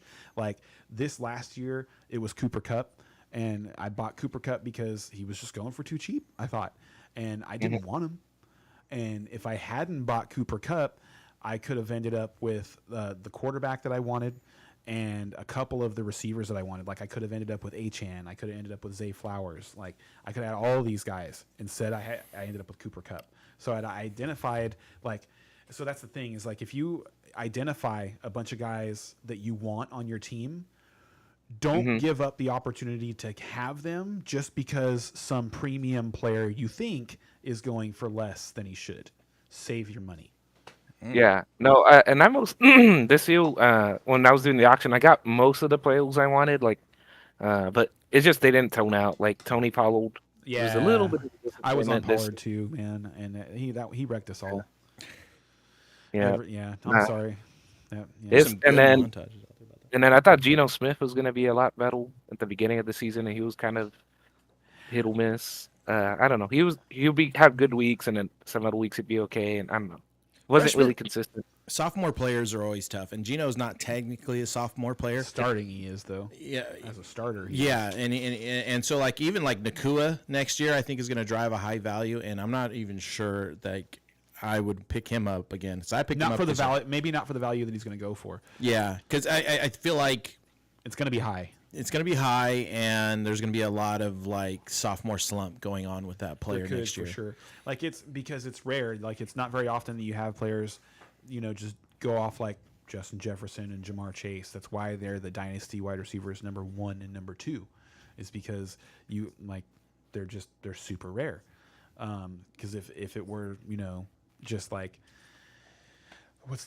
how am I going to say this? If you could just like project the next guy to do it rather than paying the value for Justin Jefferson and Jamar Chase, you just take the 15th guy off the board because he's going to do it eventually, right? But that's just not how it works. So people are definitely going to be paying for Puka Nacua, and it's going to be like when Justin Jefferson and Jamar Chase were going into their second year, and it'll be disappointing if he doesn't put up numbers like that. Yeah. So My disappointing one wasn't a sophomore player; it was actually Travis Kelce. oh boy, yeah. Now when when I took him too, I was just kind of like, shoot, I feel like he's going to not produce this year. Just when like you drafted him, you immediately asked for Brian and I to give you some like confidence. Yeah. And you're Yeah. like, should I have done that? yeah, and no, I think even later on, I asked like he should at least win me one game this year, That's right? what you said exactly. Yeah. Was do you think Kelce will win me a game this year? And I did. I said exactly. I think Kelce will have a week where he scores like 25 points, and your team only scores like 100, and you beat your opponent like 100 to 94 or something to that effect. Yeah. And it's like Kelsey was obviously the reason you won. I thought that would happen, and it didn't. Nope. It did not. It did not. Like, he had some good games. He had some really good games at the beginning. Like, the first 6 weeks, I think he was still like putting up chunk games, in between 15 and 20 points. But he never had that 30-point game. And I don't even think he hit 25 this year. I'd have to double check. I think he had one game where it was like 38 points or something like that. But did he? I don't remember him having that monster game this year where he scored a bunch of touchdowns, because that typically happens every year. And I just don't recall it happening this season. Yeah, you know what my other goal was in this league at least was to try to beat one of y'all, well, 3 of y'all at least. I think you beat And I me. beat Wade. Yeah, I beat Wade twice. I don't know. Did I beat you, Ken, or did he beat me barely? I think don't. you beat me barely when my team was going through its mid-season slump. Oh, and I Yeah. think I needed that loss too. I was rooting for you, Bezzy, on that. I one. remember him rooting for Bezzy. Yeah. No, actually, I think I won that week, because I remember you rooting for Bezzy. No, wait, no, I did lose because I was mad at you. I remember. Oh, that's right. It was the 1 point win. It was with, it was. That's right. I lost on a Garrett Wilson fumble. Yes, that's what it was. I lost on And a then- Garrett Wilson fumble at the end of that Yeah, game. and with The Brian, meaningless- I was- such a meaningless fumble too. Like, they were so out of that game. The game was so fucking over, and he just. Oh, hold on. I gotta beat Ken's fantasy team real quick. Yeah. And then with Brian, I was pretty competitive with him. Like, I had one of the highest. I think it was like one of the highest scoring games. I still lost, but it was pretty competitive. So that was like my secondary goal. So Kelsey was a monster the first 7 weeks of the season. First 7 weeks of the season, actually 8. The first 8 weeks of the season, he didn't score less than 14.8 PPR fantasy points. And then, then he had a dud game against Miami, and that was the Germany game. Then they had the week off, and then he still, dude. Like, honestly, dude. He was decent, but I don't know if he was worth the value I paid for. No. I mean, no, because what Travis Kelce goes for, like, but this is still like, I mean, what did he finish as? He finished as the tight end number 3, and we're killing him. Like, a Travis Kelce murdered Well, me. no, we're It's not. like, We're killing the price tag, is what we're killing. no, The price I tag. agree, but I mean, even still, like, when I am drafting, right? I'm not trying to get the number 1 tight end. I'm trying to get a top 5 tight end. That's what I want. And so, to me, when you pay for Travis Kelce, it's not that you are expecting him to be like, he doesn't have to be the wide receiver 10 in addition to being the tight end 1, because he did that a couple of times where he was like, Travis Kelce was also your best wide receiver. Like, That's what I was paying for. and to me, I'm not. Even when I'm paying for Travis Kelce, And- I'm paying for the guarantee that he's gonna be top 5 almost every week. Yeah. And he was. If you go back and you look so he didn't play week 1. Okay. So not first 7 weeks. It was 6 out of the first 7 weeks. Okay. Tight end 2. Tight end 5, tight end 2, tight end 8, tight end 3, tight end 1, tight end 1. Like, that's you got what you paid for. Okay. Most of the time. And then, like, he had this wasn't even a dud game, but he scores 14.5 points and is the tight end 14. That is a crazy week. That I don't even know how that. I want to go back and look at week 8 and see who the tight ends were that were in front of him, because that's insane. He went 6 for 58 that day. And I'm sorry, this isn't PPR. I'm looking at the wrong one. This is tight end premium. I'm sorry. So it's slightly off. It's slightly off. Let me go back to actual PPR.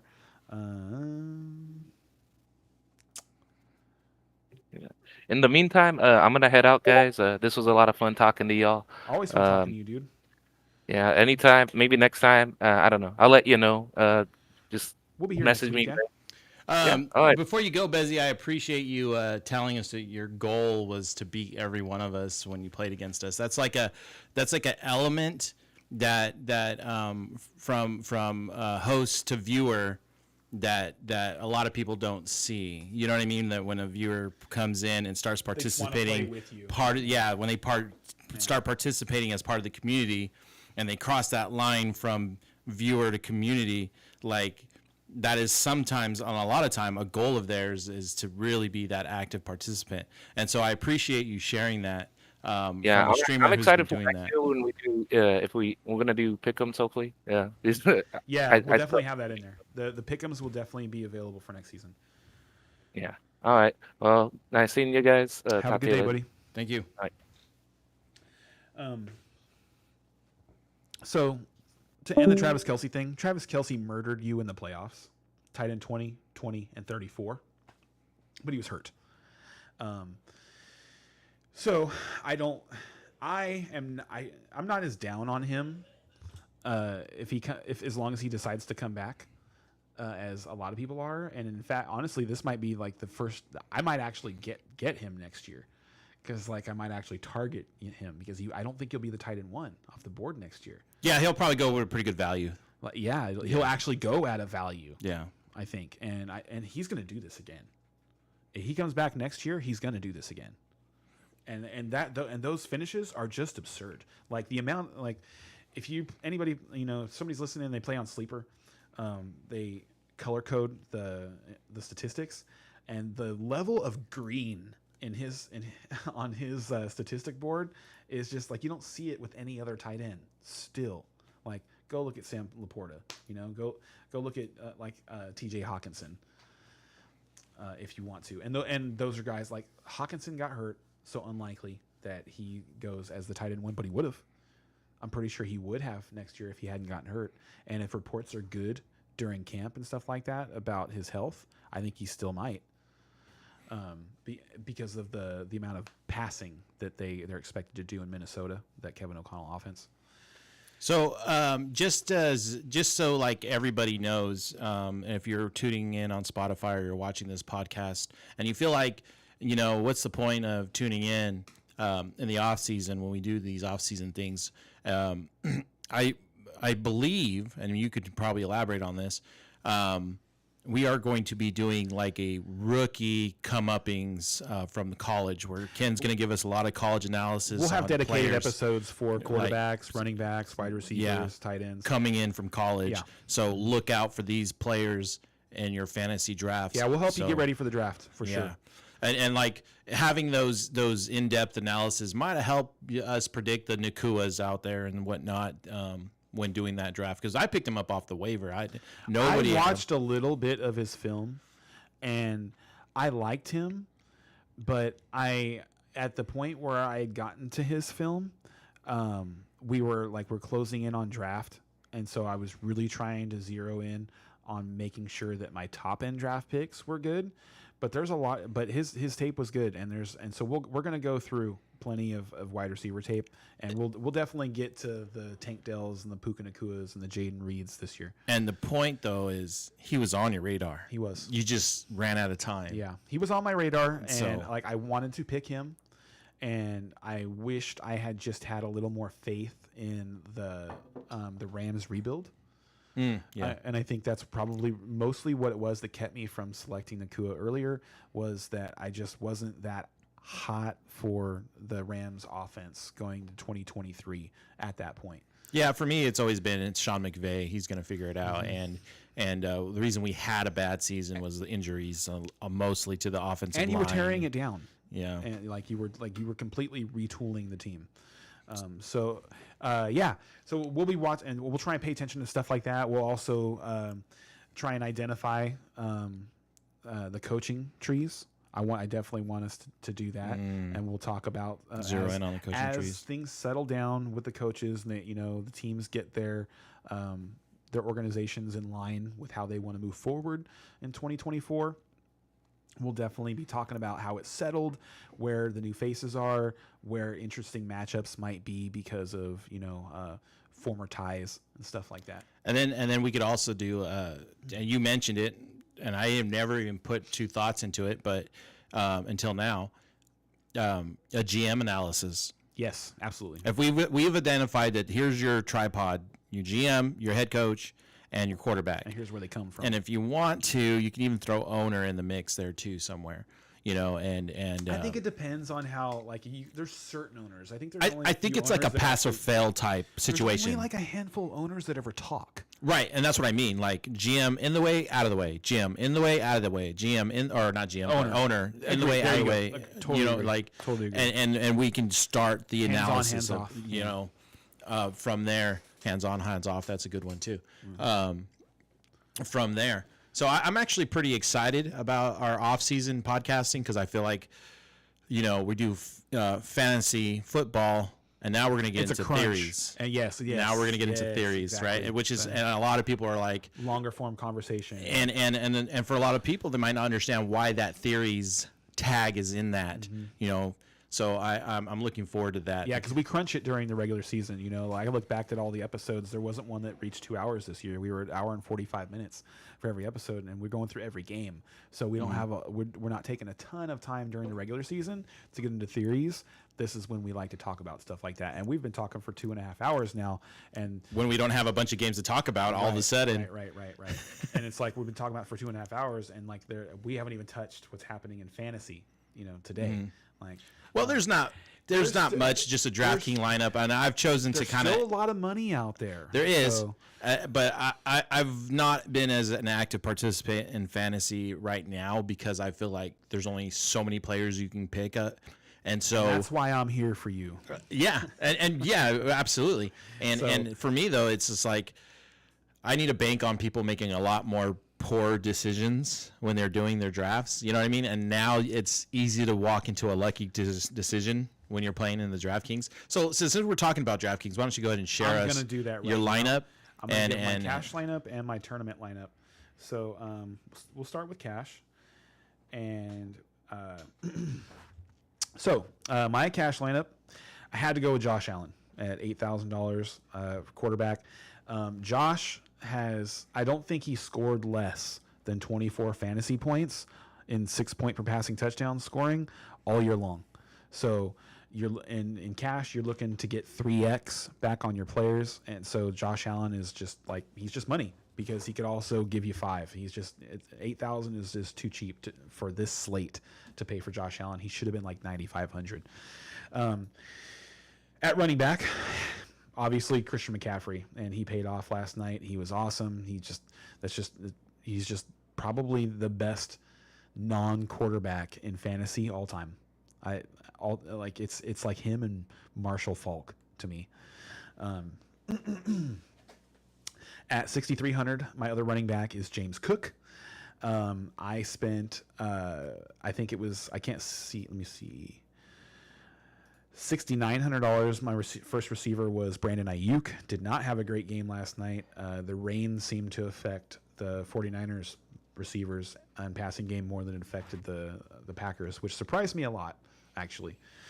Then at $6,800, I've got Rashee Rice going today. At $3,700, saving some money on Josh Reynolds. And for people who don't know, Josh Reynolds has seen 7 targets in consecutive games. And I think we all thought that his usage might increase because of Sam Laporta's situation, but it's actually more Khalif Raymond. They're not interchanging their 3rd and 4th wide receivers as much in Detroit with Khalif Raymond hurt.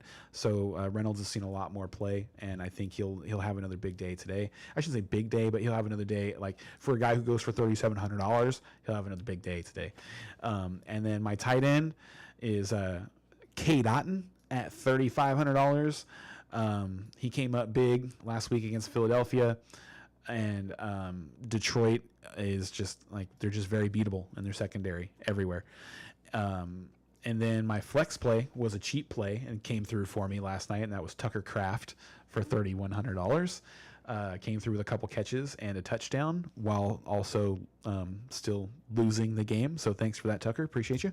And then the Bills defense at $2,800. Kansas City had their worst turnover margin in the Andy Reid era this year. They committed, I believe, 3 turnovers in the first meeting with Buffalo, and that was in Kansas City. Buffalo is going to be fired up. They are the hottest team in football. For people who don't know, they have the longest current win streak in football, and they've been playing playoff football for 6 weeks now. So they're ready. I really like them today. Then let's move on to our cash, or tournament. Excuse me.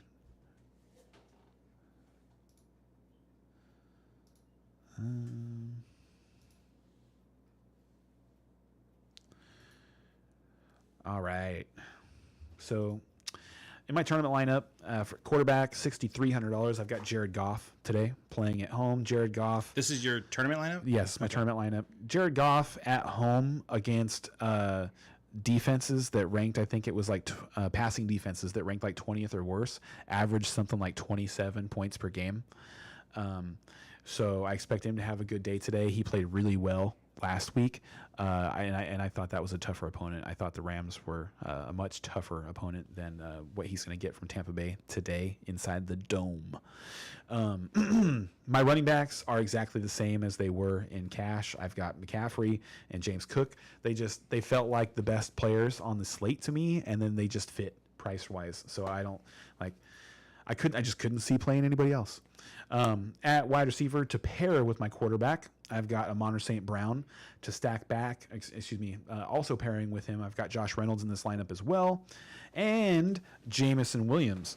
So I've got all three of the Lions wide receivers here, and my thinking is that when you have Jamison Williams and Josh Reynolds together, like combined, they're a $7,300.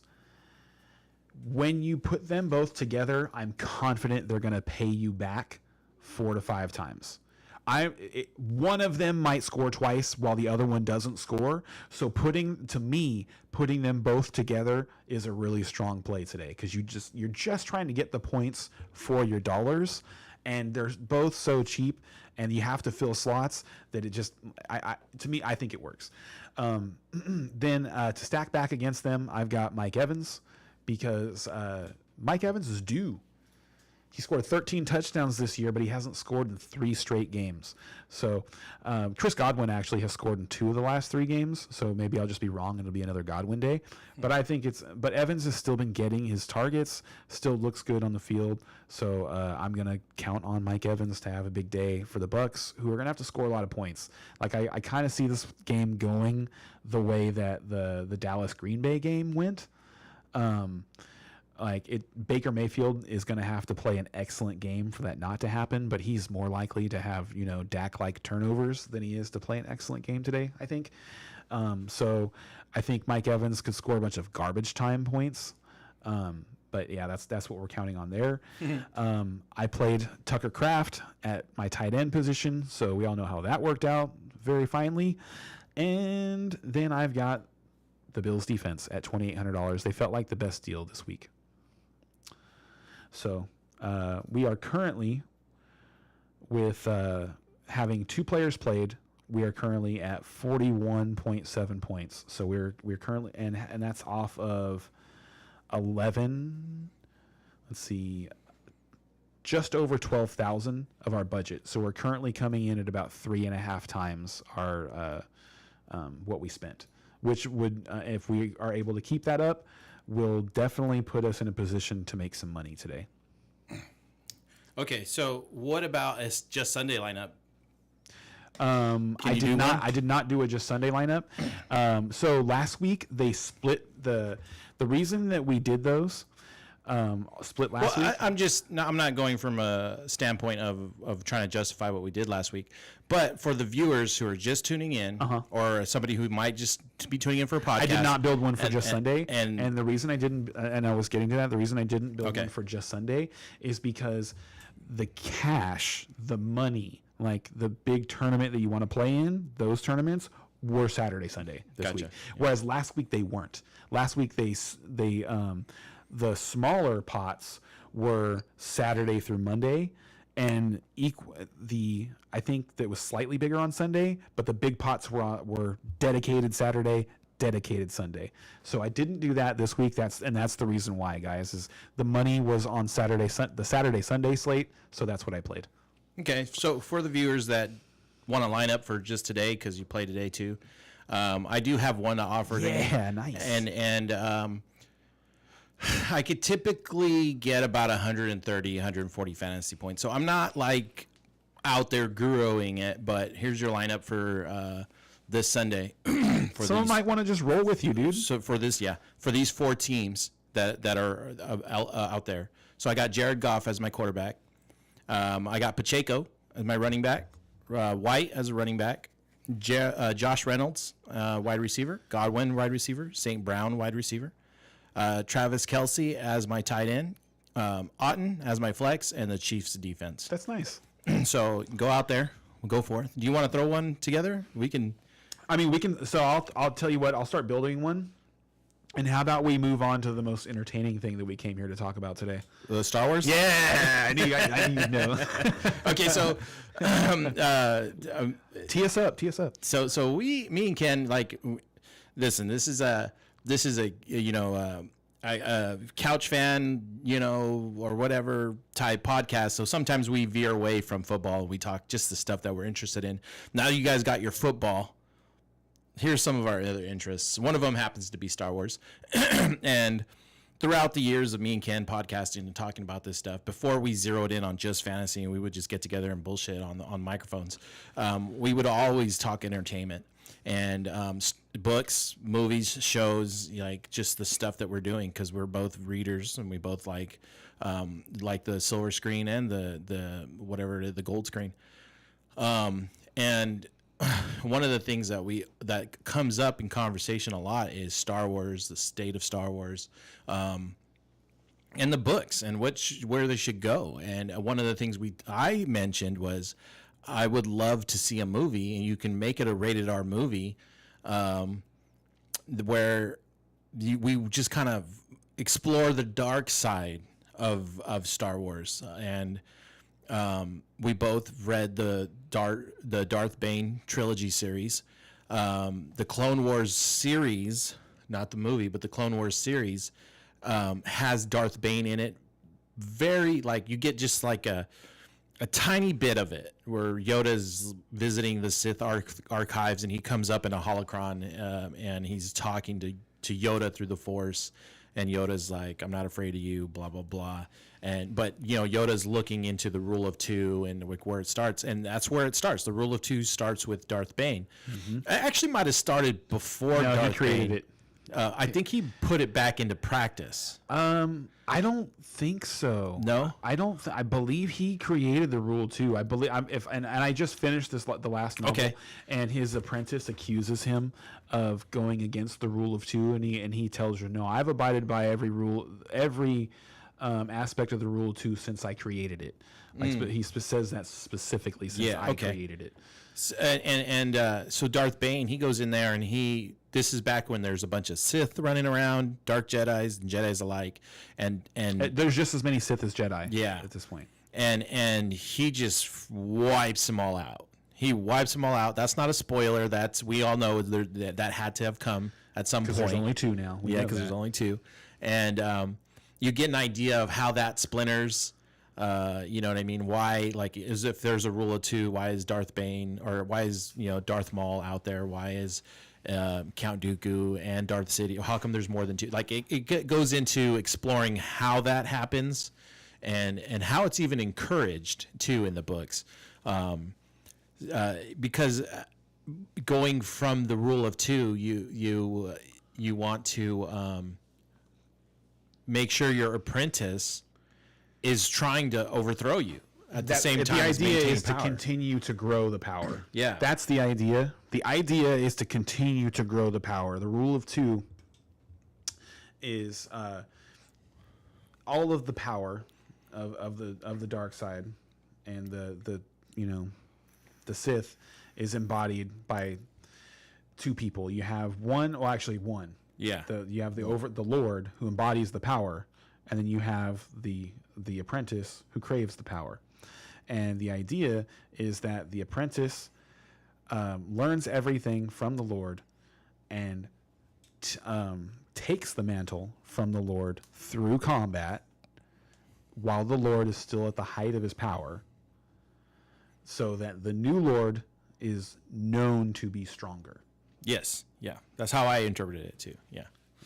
And so that's where we think this whole movie series should start, with going back into the Old Republic and exploring the Darth Bane rule of two, and turning that into a movie series. Correct? Yes. Yes. Okay. Yes. Yeah, I think you can absolutely do an amazing trilogy with where you just like seriously just use those novels as the base. Like you don't have to trick anybody. Just pay the right people, get the rights to the book. Yeah. Right. And just recreate that story. Don't do anything stupid. Don't deviate from the source material. No, don't deviate from the source material. Like there are the percentage of people, excuse me, I should say the percentage of income for that franchise that actually comes from the nerds who would complain is extremely small. The majority of people who are going to pay for this thing to be a success have never read this book. They're not going to read the book, even after some nerd points out that they already did this. It's exactly like the blah, blah, blah, blah, blah, blah, blah. Yeah. They're not going to care. They're not going to go read the book. They're just going to continue to pay for great Star Wars films and material. And that's what this is. It's a great story. It's and without trying to spoil too much of it, you have a very likable character in Darth Bane before he becomes Darth Bane. Like, he's a very likable individual. Has a really fun backstory, and his journey to Darth Bane, Lord of the Sith, creator of the Rule of Two, is just filled with fun adventures and stories, and the Jedi are a part of it, and you can and then there's also a portion of the story to be told with no Jedi at all.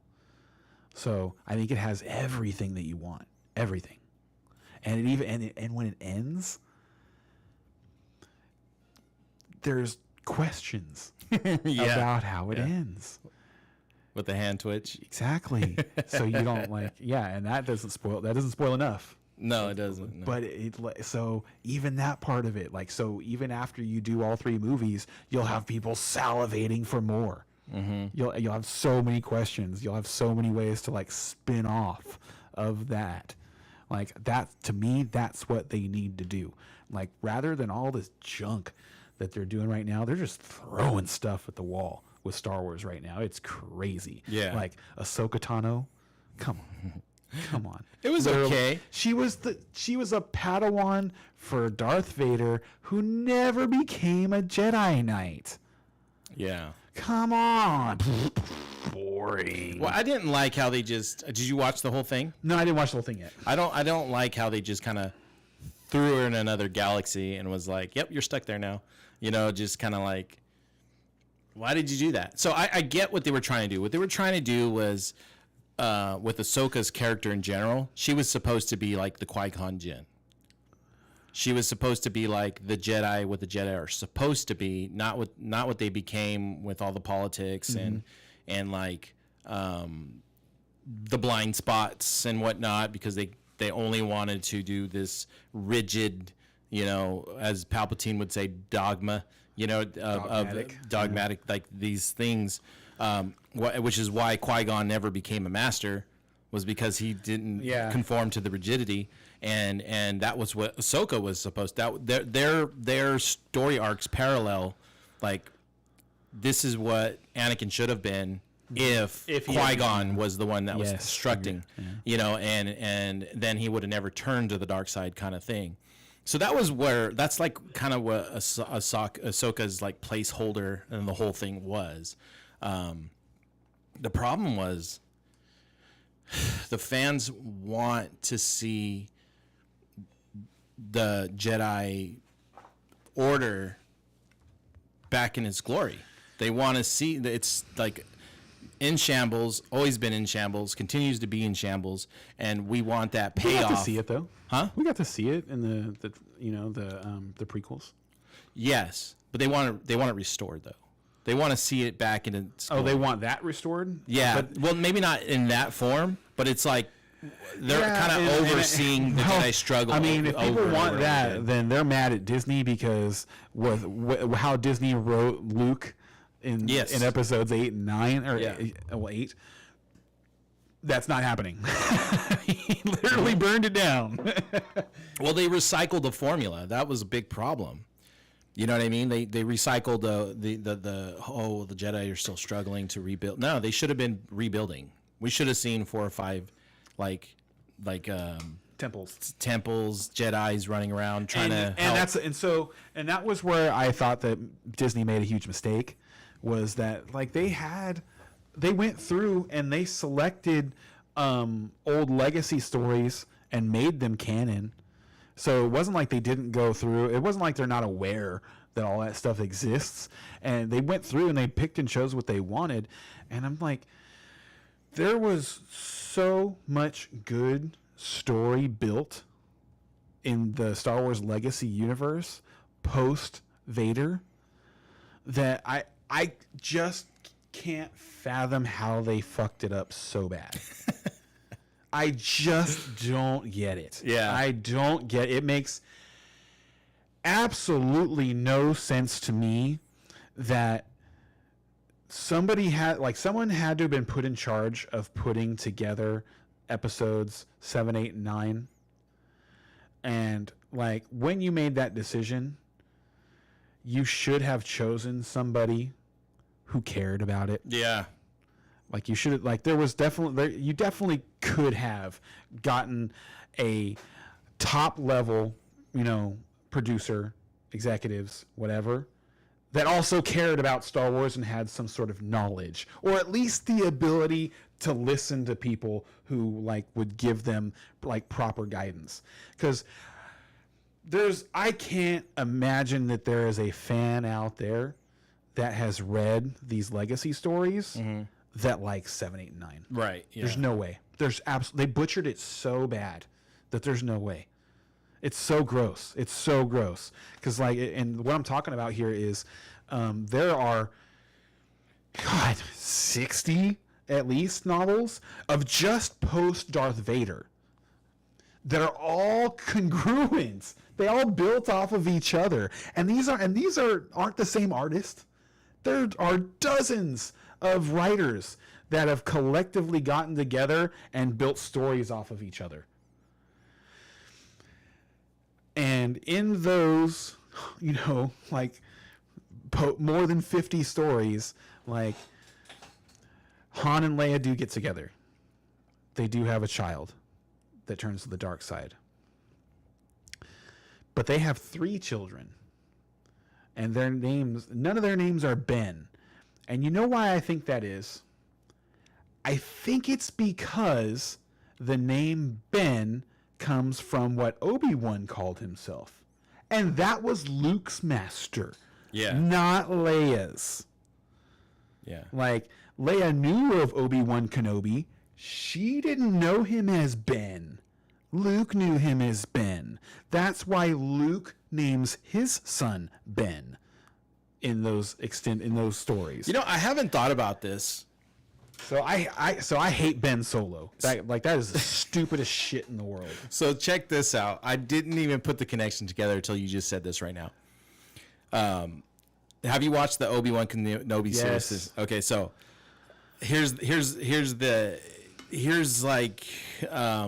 now I'm putting things together in my mind. Originally, when that came out and he was Ben Solo in the 7, 8, 9 series, to me, I saw it as like a cash grab. Like the legacy fans are going to go, oh, a Ben's in this one, and buy tickets to go watch the movie, right? And that's why they chose that name. Obviously we see the results of how that happened. But now you're mentioning it, they did a little bit of retcon with the Obi-Wan series by introducing a mission where Obi-Wan Kenobi goes and saves Princess Leia. Because now she has a reason to name her kid Ben. Yeah, I didn't think about that. Thank you for bringing that up. Now I'm even more irritated. Because now you're trying now, like you shit on you took a shit on my floor, and now instead of cleaning it up, you're gonna try and fucking just like I don't even what do you you're gonna like spray some Febreze on it? Yeah. So that's what it is you pissed on my couch and then you just sprayed some Febreze on it. That's what you did, Disney. Thanks. Yeah. Like he was retcon. He was trying to save that thought process. Thank you for putting that in there. That's like, yeah, that's terrible. That's so bad. Thank you. That's horrible. You know what's funny? God, that's horrible. Here, He wasn't but he wasn't Ben. No, I know, but at some point she made the connection that Ben and this is a better name than Obi-Wan. Such a stretch, but it's such a good one. I love it. By the way, the coffee we're drinking right now is Death Wish.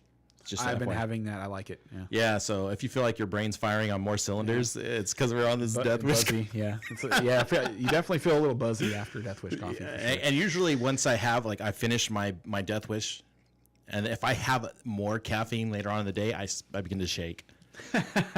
Yeah, and which makes it, which sucks when you're like at work and you're having to do a presentation at a meeting. It comes off as nerves, but really you're just caffeine hyped.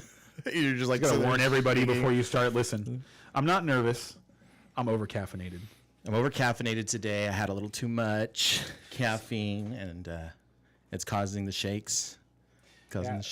So, I thought that the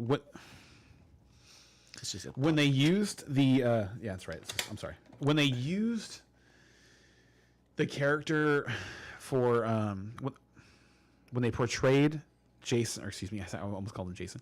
When they portrayed Leia and Han's son as a turning Sith Lord, I was so upset with how they did it, because it was obvious that you went through and you saw, or like you went through the source material of these legacy books and were like, oh yeah, there's a good story there, and then you just didn't do it right.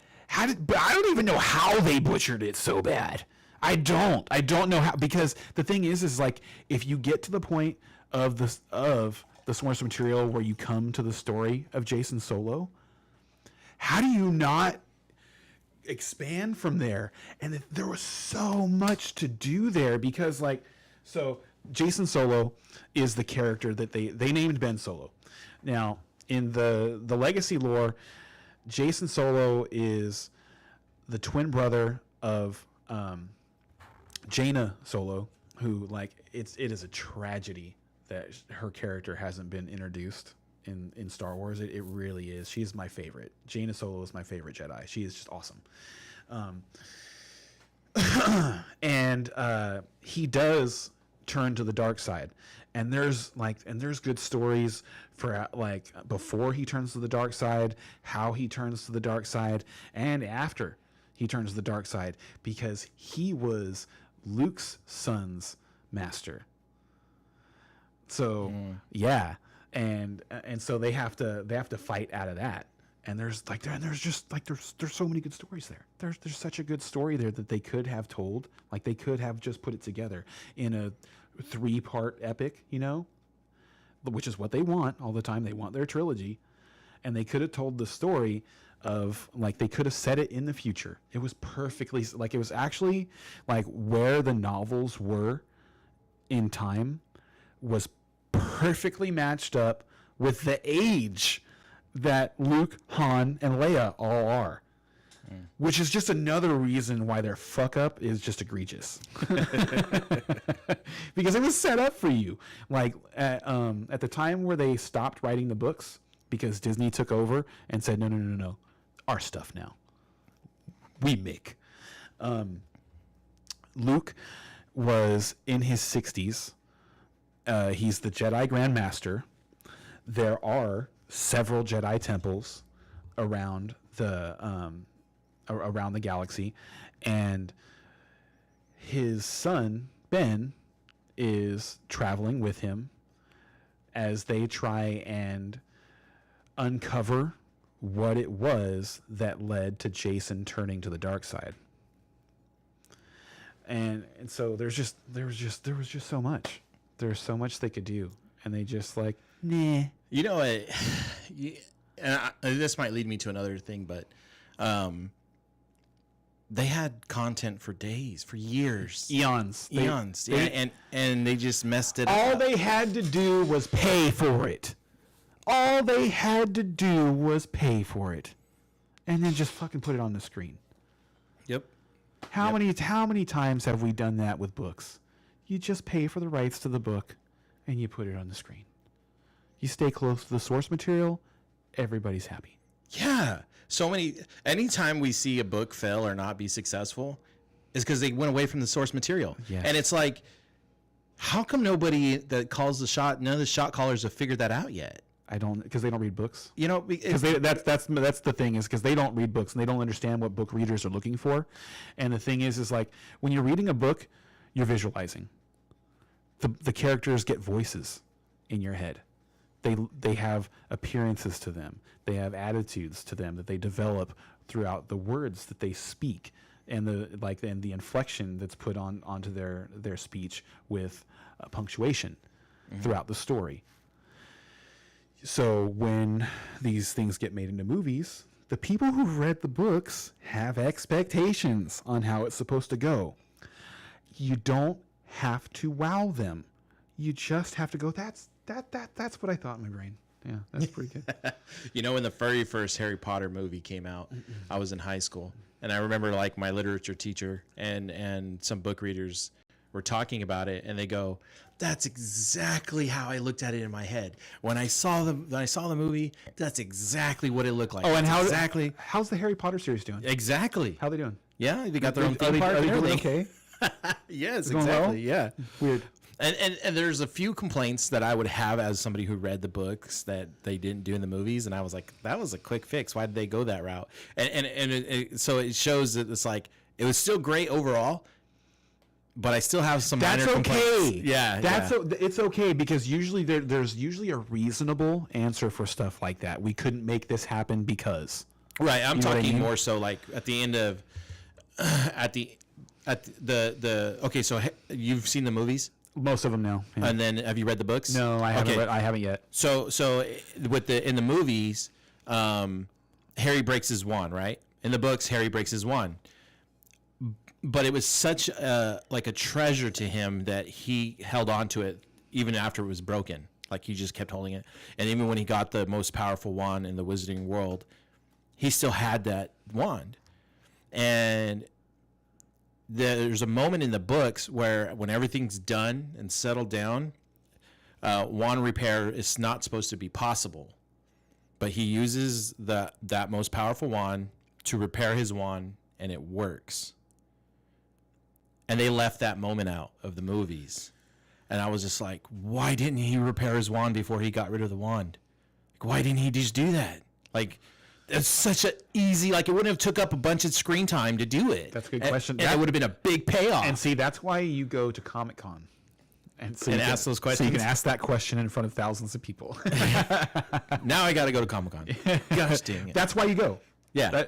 For me, that's I know that's probably not why a lot of people go, but that's why I would go. Is because you go to these panels and you get to ask them, questions. You get to, I went to a panel that was Sean Schemmel and I always forget the guy that does Vegeta's voice, but it was both of them. It was the guy who did Vegeta's voice in Japanese, who's been doing it for 40 years, and the guy who does it in English, Sabbath or Chris Sabbath. I don't know. I think that's his name. Anyway, and that was fun. That was a lot of fun because Goku is he's the consummate hero. He's the that guy that probably every guy wishes they could be, if it wasn't for all the worldly problems that we have to navigate, right? Mm-hmm. And then you meet the person who does his voice, in person, and he's just like, how would I describe Sean Schemmel? He's like that. He's really funny in doses type of person to hang out with, but doesn't ever turn it off. You know what I mean? Yeah. Like loud personality. Yeah. Has a sense of humor that's really good, but is just like on too much. Robin Williams. Is that? Yeah. Yes. Jim Carrey has that. He has that kind of energy, while not being Jim Carrey or Robin Williams. Right. But they never turn it off. Right. They never turn that. But it was. I was like, oh, he's probably really cool to hang out with. So like that's cool. That part of it is fun. But yeah, that would be a really good question to ask the people who are in charge of Star Wars. Did you get to ask a question? I don't remember if I did or not. I don't think that I did. Because I don't recall having any like important questions about Dragon Ball Z. And most people were it was like right as they were leading into Super. So most people were asking them questions about Super and stuff like that. So yeah, so that's a question that I would like answered. So if anybody knows any Harry Potter, why didn't he fix his wand? why didn't he fix his wand? What the hell? We want to know. We demand. What's the deal with that? Yeah, that's interesting. Because I'll bet you there's something. I'll bet you because that's like one of those things that you could just do, and then it seems like you wouldn't have to do anything else with it. But what does he do with his wand after he fixes it? To use it. Maybe they didn't want him to use it. Maybe. I mean, I would love to see like an epilogue series of some kind of. Maybe I've had this conversation with you, but I know I've had it with another person. And what do you value more, prologues or epilogues? Epilogues. Me too. So because you get to the end of the story and you still have questions, so it's nice when things are tied up for you a little bit. Yeah, and I mean, and I imagine that there's probably two varying schools of thought, because I imagine there's plenty of people who don't want things answered for them. They like it to be open ended, and they would rather have more of the backstory leading into it, so they can have more things to think about projecting forward. Maybe, so I can see that line of thinking too.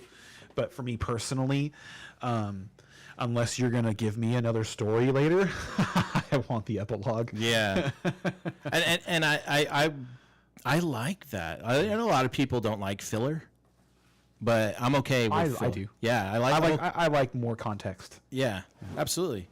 Or just you get it a lot with anime filler. And it's like, yeah, I absolutely want to see what this person would be like just in a normal situation and having all this power. Like, how would they just deal with a random person, perch snatcher or something like that? Like, yeah, I actually want to see how he would annihilate a regular person.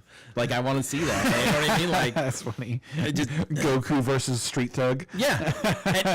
Goku does, or Gohan does a lot of that when he's like, say it, man. High school. And Krillin joining police force and all that stuff. Like, just. Yeah, I was about that. I was like, oh yeah, that wasn't cool to have an episode of Krillin on the job. Yeah, you just get like this little like segment of it. But just do an episode where Krillin is like babysitting Gohan's son, like, and he's got to take him to work. Well, what's funny is those guys are always broke, and they got the power to. I know, you know what I mean. They complain about money, and they like, it's like, dude, you literally don't need money. Like none of you need money at all. And in Krillin's like case, like, why do you're a regular human, why do you feel like this need to not like take advantage of people who aren't as powerful as you? And I don't mean it as an advantage of like, swindling people, but fighting competitions or something. Yeah, exactly. Yeah. He had to be convinced to go into that tournament because they needed money. Like, it's a 17 or 18. I can't remember which one she 17 or 18. Android 18. Yeah. 18. She's like, we need the money. How much money? You get in there and you fight. Right. Like, why are you broke? Yeah. you could win like strongman competitions. Like, you could do all these things. Well, you're broke. Dude, I saw this thing, I'm thinking about it right now, so I'm going to bring it up because maybe you know more about it than I do. But there was this meme going around, and it was this woman's like podcast or something like that, and they're sitting around their microphones, and it's like these 5 ladies, and then so that's one picture, and then the bottom picture is Dragon Ball Z females and Dodoria. And because the one girl in the top picture was huge, like, and I don't know if she's really a man, or I shouldn't say really a man, she was born a man, and like, but I think I know who you're talking about because she's been blowing up on the internet a lot. yeah. So I was just curious if you knew who that was, but like anytime I'm thinking of Dragon Ball Z right now, I'm thinking of that meme because that shit was brutal. That was and hilarious because it's like you see Bulma, Android 18, like I think there were two other. It wasn't Chi-Chi. I don't think Chi-Chi was there, but there were like two other girls from Dragon Ball Z, and they're all like thin and fit, and then Dodoria sitting right now. They're brutal to that person. If you see like some of the meme videos, I don't know if they call them memes or whatever, it'll be that person talking to the host. The host will ask this person a question, and when they answer, they insert Jabba the Hutt's voice. Yeah. And it's just like over and over again. That was in my feed. Like I was just like, just another host, and it's just like, or something similar to that. Man. Yeah, That's messed up. They were getting destroyed on the internet for a while. The internet's brutal, dude. The internet's brutal. You know, it's brutal, but sometimes they just think of stuff, and you just see things, comments, like there's That's what so many I have comments. no idea who this person is. Right. But I died laughing when I saw it. Because it was just, it was so good. It was like she's wearing like this, like she's like gotta be like 350 pounds, and looks like she's like 6'5" or something like that. And wearing like a tiny pink tube top, like it is struggling to be covering her type thing. So it's just like it was, and Dodoria is a pink character, so it's just like it was too good. It's just too good. There's a lot of people that just kind of walk into that stuff, right? Like That's what I was gonna say too. Is I think there's a lot of people who open themselves up for that stuff, and so like what I like to say now is I have empathy for people, but no sympathy. I seen this one where like this lady was like interviewing men, or maybe she was just having a conversation with one of them, and he was doing something. He was just kind of like vibing, and she says to him like, "Oh, you look strong. You look like you can lift me up." And he's like, "I ain't that strong." Like you just like, man, you just threw yourself out there like that, and he just replied, and just, "I ain't that strong." He's like, "I ain't that strong." Like, he just. And it's just a one-liner, like just off the top of his head, just kind of rattled that out, and it's just, people will be walking into these kinds of things. So, what do you think, man? You think we should wrap this up? That's actually what I am thinking. We're closing in on 11:30, so I'll have some time to get home and get in front of the television and watch some good football, hopefully. Yeah, dude. I'd be more excited if the Cowboys were still playing, but Yeah, same. it's been some good football. If the Rams were still playing, I'd be Right. still in it. I'd be really excited if the Rams were still playing. 'Cause, that would. I'd been excited if if Green Bay pulled the win. I would have been excited. Like, if the Rams were still playing, then the Cowboys were still playing. The Cowboys would literally be playing for a chance to host the NFC Championship game. So I would be ecstatic. But and now we got to go watch Detroit. Like only people who care about that game is Detroit. Eminem.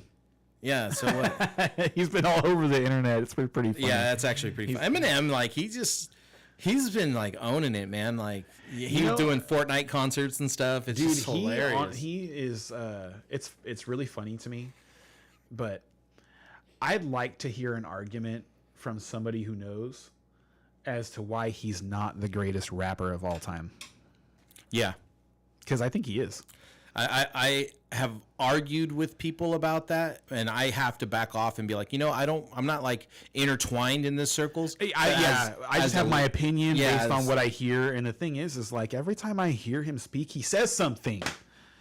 That's every time. Like he's always got something to say, and he's so articulate. Like, and his timing is perfect, and like he just like the way he makes sentences come together that you wouldn't put together. And his ability to make them sound good and like say something at the same time. Who else is like him? Yeah, like Kendrick's pretty good, but I don't know. Yeah, I like Kendrick Lamar, but he's even him. I think he's a step down in terms of like what you're actually getting while listening to him, and that's the thing is like Kendrick Lamar might have like the best sound him and maybe Lil Wayne, and there's some guys from the 90s like, you know, Dr. Dre and Snoop Dogg. But in terms of like longevity and stuff like that, because you could listen to an album from he's most of these guys, they peak early and then they just kind of ride the coattails of that early success for a while and then fade off. Yeah. And if you listen to like the album that made him famous, like the Slim Shady album, you know, Slim Shady LP, I think is what it's called. Hi, my name is like, he's better today than he was then. Yeah. And like you listen to his his first 2 or 3 albums and then skip 15 years and listen to his album from like 2016 or 2018 or whatever it was, and it's like, damn, like he is still bringing it like hard. Like it's clear that this guy isn't making music to make his money. Like he already did that. Now when he comes to make music, he's trying to tell you something while entertaining you. So I think, okay, so I'm not really a music person, so let's just kind of throw that out there. But like I'm a little educated in music, but I'm not a music like enthusiast. Yes, it's like it doesn't drive my life. So with the whole rap thing, when I did listen to Eminem, and what I've noticed from hearing Eminem and then other people play, oh, this song's, listen to this one, listen to that one, and I'm just like, okay, like you're not getting nothing from me. I'm not getting a reaction. And the thing about Eminem was he was always like, his hits were always getting a resonating and emotional response. So whether you're laughing or like in the case of I Am, like where you're just having a bad day and you're mad. I was going to say whatever, like, yes, he has an ability to touch people in a real everyday way. Yeah. Like this story that I just told, you know what I'm talking about because it happened to you too. Yes. And so when you play that and then you hear it, like if you're having a bad day, because from the example of I Am, the premise of that song, and somebody can correct me, I might be wrong, is he's just tired of people painting a picture of who he is, right? And so that happens to everybody. That was when he was going through it with the media, and that was when he was fighting with the media and stuff like that. And he was the premise is people are painting a picture of who I am. Yeah. And coming from a environment or environments, you know, of every day you go to work and there's always those people who want to tarnish your name and say bad things about you. And they're called haters. And if it gets in the way of something, it could create all this hate energy, and you throw that song on, it actually helps release some of that energy and get you kind of back to balance. It's like, oh yeah, right. Everybody deals with this. Yeah. So and in that way, you know, he has songs that does that, and a lot of these other rappers, I don't think they do, or if they do it in a different way, right? And that's why I said Kendrick, because like when you listen to Kendrick Lamar, you can feel him, like you can feel where he came from in his music. Like the way his lines come across, it's like very serious sometimes, you know, like, and and he's so descriptive with like, I always think of like, there's that line, it's like, I remember gram allowances, and like it's like, I think he says, he might say jelly sandwiches, but I don't even think it was jelly. I think it was like honey sandwiches and gram allowances. And what he's talking about is like, you know, making sure that he didn't spend too much money on pot and food. And so you don't hear a lot of like, you hear a lot of these rappers that get successful and stuff like that and pop off or whatever. And they're talking about things they don't even have, you know? Like they're rapping about lifestyles they don't even live yet, you know? Right. Yeah. And I think with Eminem, he just like held on to, and I don't feel like relatability. he never did that either. And that's something he never did, was start rapping about cars and girls and money and this and that and the other. It was always something real. Yeah. Or funny. Like he would be funny about stuff. His music videos still, like, I still remember it was I think it was Without Me. Remember that one? The superheroes and stuff like that. Him and Dre in superhero costumes. Yeah, dude, his shit was fun. But yeah. Anyway, to bring us home, you know, we so our picks for the weekend. I had the Texans winning yesterday. So did Brian. Yeah. So Ray is getting back on the board. Ray had a rough wild card weekend, if I remember correctly, but he's having a good start to this one. And then we've got the Lions winning today and the Bills. And I don't think there was actually. I think most of the fantasy stuff is pretty chalk. There's not really anything like special to say that like people should know about, other than I think the Lions are missing Khalif Raymond, and the Buccaneers have not had a chance to play against Jahmyr Gibbs yet. So I did pick the Chiefs defense. I wonder if I should have picked the Buffalo defense. Is that a decision you could have made? I have $400 left on the. Oh yeah, then I would definitely play the Bills over the Chiefs. Let me look at I that. would do that. To end this off, I actually did put together a lineup for Sunday only for you guys, and Oh yeah. we'll read that off now. At quarterback, I've got Baker Mayfield at 6,000. I've got Jahmyr Gibbs at 6,600. Rashad White at 6,500. Chris Godwin at 6,300. To make sure I could get Rashee Rice into the lineup, I went with Godwin over Mike Evans. That was the reason that I did that, is because I feel like the combination of Rashee Rice and Chris Godwin is going to be better than the combination of Mike Evans and whatever else you can throw together, because you didn't get Rashee Rice.